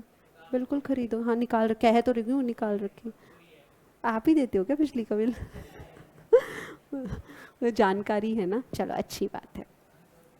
तो आपको क्या मेरी बात समझ में आई? अच्छा, ये तो बात हुई सब्सिडी की कि उसने कॉस्ट को कम कर दिया। सरकार ना टैक्सेस लगा दे, सरकार अगर टैक्सेस इम्पोज कर दे, क्या अब आप कम खरीदोगे चीज़ों को? बिल्कुल कम खरीदोगे। सरकार ने टैक्सेस इम्पोज कर दिए तो अब हम चीज़ों को कम खरीदेंगे क्योंकि चीज़ें महंगी हो गई हैं। यहाँ पे वही बात है, कह रहे हैं अगर सरकार जो है ना हमारी डिमांड को, सरकार भी इन्फ्लुएंस करती है। सिर्फ प्राइस नहीं देखते हम कि हाँ हमारे प्रोडक्ट का प्राइस कम है तो हम ज़्यादा खरीद लें, अरे नहीं, ये भी इतने सारे 10 पॉइंट्स हैं जिनके ऊपर हमारी डिमांड निर्भर करती है। हाँ, तो कह रहे हैं गवर्नमेंट जो है ना वो हमारी डिमांड को कंट्रोल करती है, इन्फ्लुएंस करती है। कैसे? टैक्सेशन पॉलिसी से, एक्सपेंडिचर सब्सिडी पॉलिसी से। आप बताओ, क्या टैक्सेस से प्राइजेस बढ़ जाएंगे? क्या सब्सिडी से प्राइजेस कम हो जाएंगे? अगर टैक्सेस से प्राइजेस बढ़ गए तो क्या डिमांड कम हो जाएगी? क्या सब्सिडी से प्राइजेस कम हो गए तो डिमांड बढ़ जाएगी? खत्म, पॉइंट। यही तो था। आगे देखो, लर्न आपको कुछ नहीं करना, सिंपल आप समझेंगे काम हो जाएगा। आप खुद ही तो जवाब दे रहे हो टैक्सेस से मैम प्राइजेस बढ़ जाएंगे तो हम क्यों डिमांड करें, तो वही तो लिखा है वहां पे। आगे देखें, आगे देखो, level of national income and distribution जरा पढ़ते हैं। आप बताओ किसी कंट्री की जितनी ज्यादा नेशनल इनकम, क्या उतनी ज्यादा डिमांड? मतलब उनका स्टेटस अच्छा होगा ना। नेशनल इनकम ही तो इंडिकेटर है किसी कंट्री की अच्छी या बुरी परफॉर्मेंस का।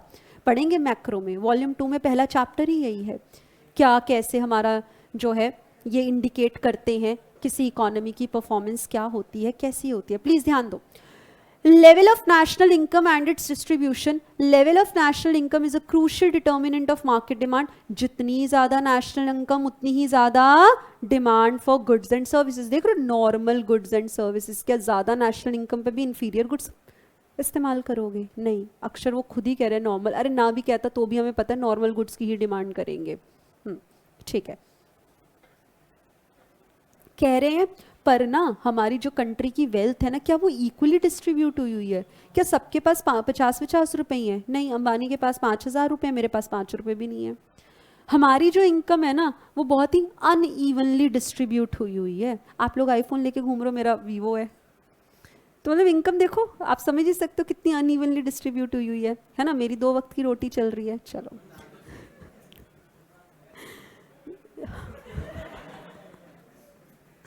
the wealth of a country may be unevenly distributed so that there are a very few rich people while the majority is very poor। क्या आप मानते हो हमारी इंडिया में देखो, इंडिया ट्राई करूं बनाने का?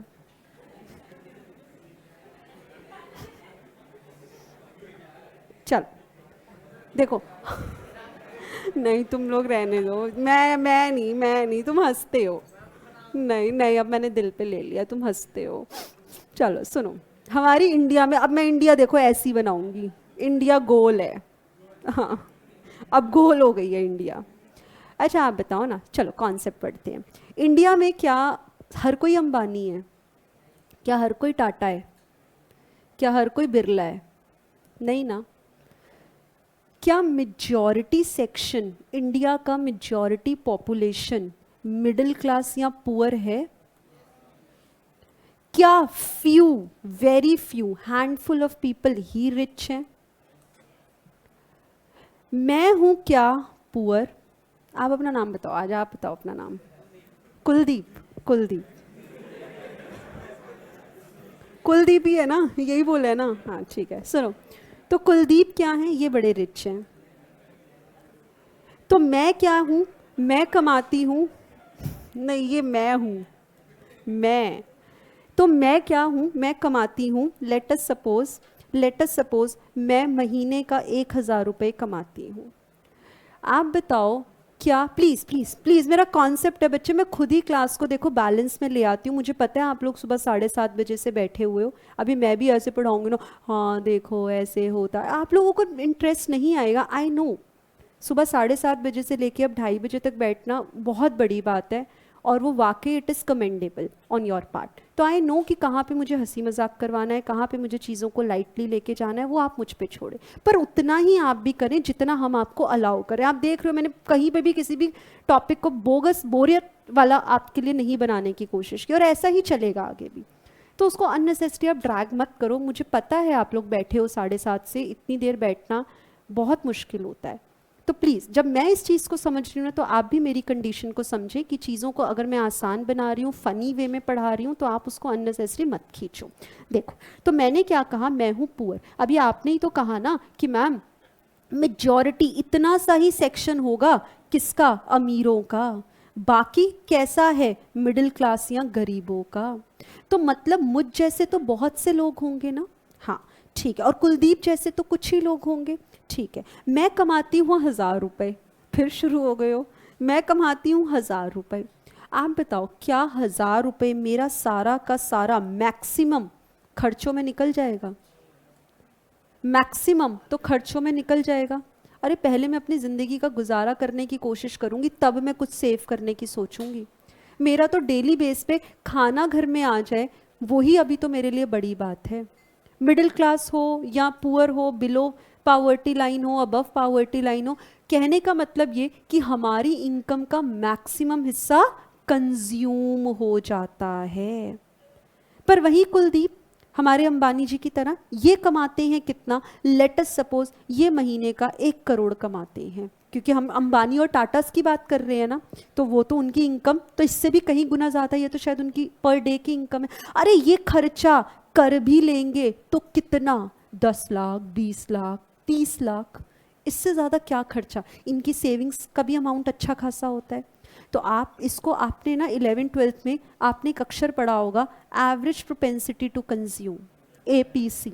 आप मुझे बताओ एवरेज प्रोपेंसिटी टू कंज्यूम, मुझ जैसे तो लाखों जनता है ना, यानी कि कंजम्पशन पर इनका पैसा ज्यादा खर्च होता है, और अमीरों का पैसा उतना खर्च नहीं होता, उनकी कुछ सेविंग्स भी होती हैं। यही लाइन यहाँ लिखी है दोस्त, क्या कह रहे हैं? Propensity to consume of a country will be relatively less because propensity to consume of the rich people is less. अरे वो कितना कंज्यूम कर लेंगे, उसके बाद भी सेव करने के लिए बहुत बचा हुआ है। Than that of the poor people, जिसकी वजह से हमारी इनकम अनइवनली डिस्ट्रीब्यूट हुई है। समझ में आई ये लाइन? पक्की बात? बस इतनी सी बात है। अभी तक तो सवाल इस लाइन से आया नहीं कि किसकी प्रोपेंसिटी टू कंज्यूम कम है, किसकी ज़्यादा है, MPC APC, अभी तक सवाल नहीं आता था। क्यों नहीं आता था? क्योंकि APC MPC ना मैक्रो कॉन्सेप्ट है, और वो हमारा बच्चा पहले पढ़ता नहीं था। अब शायद आ सकता है, क्योंकि अब वॉल्यूम 2 मैक्रो की है, उसके अंदर मैं आपको APC MPC APS जो MPS ये सब पढ़ाने वाली हूँ। ठीक है, तो हमने यहाँ पे क्या कहा? जो हमारी प्रोपेंसिटी टू कंज्यूम है, किसकी ज्यादा है? पुअर पीपल की, और किसकी कम है? ये रिच लोगों की। अच्छा चलो, एक अभी 5 मिनट है मेरे पास। अब आगे देखो, कह रहे हैं अभी भी ना इंस्टीट्यूट का दिल नहीं भरा 10 पॉइंट देके, कह रहे हैं अभी रुको, थम जाओ, कंट्रोल योरसेल्फ। कुछ अदर फैक्टर्स भी हैं जिनके ऊपर डिमांड डिपेंड करती है। वो कौन से फैक्टर्स हैं? कह रहे हैं वेदर कंडीशन। आप बताओ ना, अगर बारिशों का मौसम आ जाए, बारिशों के मौसम में क्या अम्ब्रेला की डिमांड बढ़ जाएगी? बिल्कुल बढ़ जाएगी। समर सीजन में बहुत ज़्यादा धूप है, वो लू चल रही है, क्या शेड्स की, अम्ब्रेला की डिमांड बढ़ जाएगी? क्या बारिशों में रेन कोट की डिमांड बढ़ जाएगी? कहने तो वेदर कंडीशन भी बताएगा कि किस चीज़ की डिमांड कब कम या ज़्यादा होगी।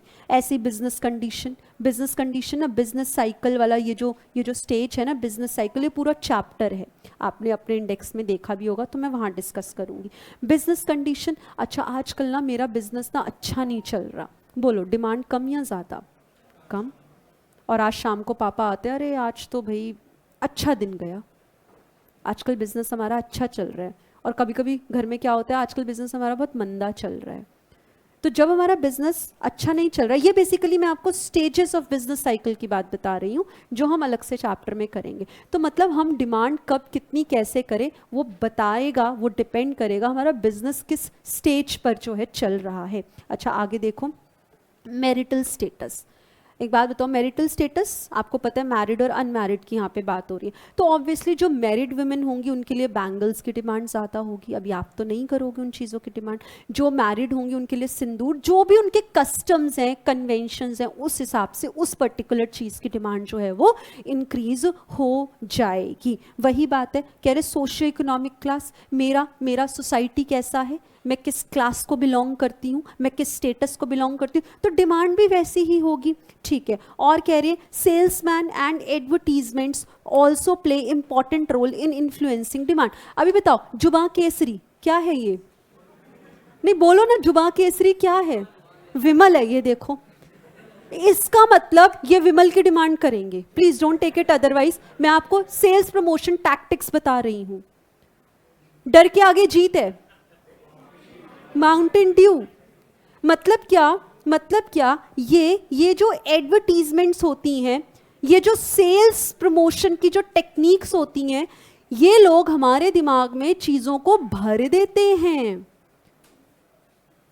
तो मतलब अगर वो वही वाली बात कि विमल, इन्हें पता है जुबां केसरी इज विमल, ये भी पता होगा कि पहले अजय देवगन था, फिर शाहरुख खान आया, फिर अक्षय कुमार आया। ये देखो कह रहे फिर अक्षय, मुझसे पहले ही कह रहे अक्षय कुमार आया। अच्छा वो एक और बताओ, मेरे को ना क्या हुआ, हम कहीं गिर गए। लेट अस सपोज बचपन में ना साइकिल चलाते चलाते हम गिर जाते थे। अभी भी आप लोग स्कूटर बाइक चलाते हैं, तो लेट अस सपोज कहीं से खरोंच आ गई, आपको लग गया, स्क्रैच आ गया, तो उस समय पर, या कई बार क्या होता है हमारे जैसे जो लिप्स हैं वो फट जाते हैं, तो मम्मा कहती होंगी ना बोरोलीन लगा लो। बोरोलीन पता है ना, बोरोलीन। या कोई भी मतलब आप ड्राइनेस है तो आप कोई कोल्ड क्रीम लगा लो। अगर आप कहीं गिर गए हो तो आप सैवलॉन या डिटोल जो है उसका इस्तेमाल कर लो। मतलब क्या कि मेरे प्रोडक्ट की डिमांड कितनी कम या ज़्यादा हो, लोगों को पता भी तो हो मार्केट में प्रोडक्ट है। और कैसे पोलियो, अच्छा जिंदगी की 2 बूंद। तो मतलब जितना ज़्यादा आप सेल्स पर, प्रमोशन पे पैसा खर्च करोगे ना, लोगों के दिमाग में उतनी ही ज़्यादा छाप आपके प्रोडक्ट की जाएगी, इमेज बनेगी, और उतनी ही ज़्यादा डिमांड होगी। कभी कभी क्या होता है, अरे रुक जाओ 1 मिनट है ना, रुको मुझे समझाने दो पूरा। तो कभी कभी क्या होता है, हम जैसे कोई चीज़, लेट अस सपोज शैम्पू घर में ख़त्म हो गया, हम शैम्पू खरीदने जाते हैं राज मंदिर से या किसी भी सुपरमार्केट से, तो वहाँ पे ना डिस्प्ले किए होते हैं चीज़ें। कई बार हमारे साथ ऐसा होता है, ऐसे ब्रांड्स पड़े होते हैं जिनके बारे में हमें पता भी नहीं होता है। हम खरीदने हिमालय गए थे, हम खरीदने गए थे लॉरियल, हम खरीदने कोई पर्टिकुलर डव खरीदने गए थे, पर वहाँ पे जाके तो और भी ब्रांड्स थे। यानी कि हमें क्यों नहीं पता, उनकी डिमांड क्यों नहीं बढ़ रही? क्योंकि उतनी ज़्यादा उनकी सेल्स प्रमोशन नहीं है, क्योंकि उतनी उनकी एडवर्टीजमेंट्स नहीं है। मुझे तो हिमालय पता था, लॉरियल पता था, क्योंकि रोज़ ऐश्वर्या राय को मैं देखती हूँ टीवी पर। टोटल रिपेयर, 5 प्रॉब्लम्स 1 सोल्यूशन, तो मुझे तो लॉरियल पता था क्योंकि मैंने टीवी पे देखा उसकी एडवर्टीजमेंट। यानी कि बेटा जी ये भी कुछ अदर फैक्टर्स हैं डिमांड को इम्पैक्ट करने के, इन्फ्लुएंस करने के। ठीक है, चलो आज के लिए बस फिर इतना ही। Thank you so much, all the best, ओम नमः शिवाय। भूमिका आई टेक इट टुमारो, ठीक है, आई टेक इट टुमारो। और कुछ आपको समझ में आया ऑनलाइन दोस्त? कहीं कोई प्रॉब्लम? थम्स अप, इशारों में बता दो, स्माइली, हाय, हेलो, कुछ बता दो कि आपको समझ में आया।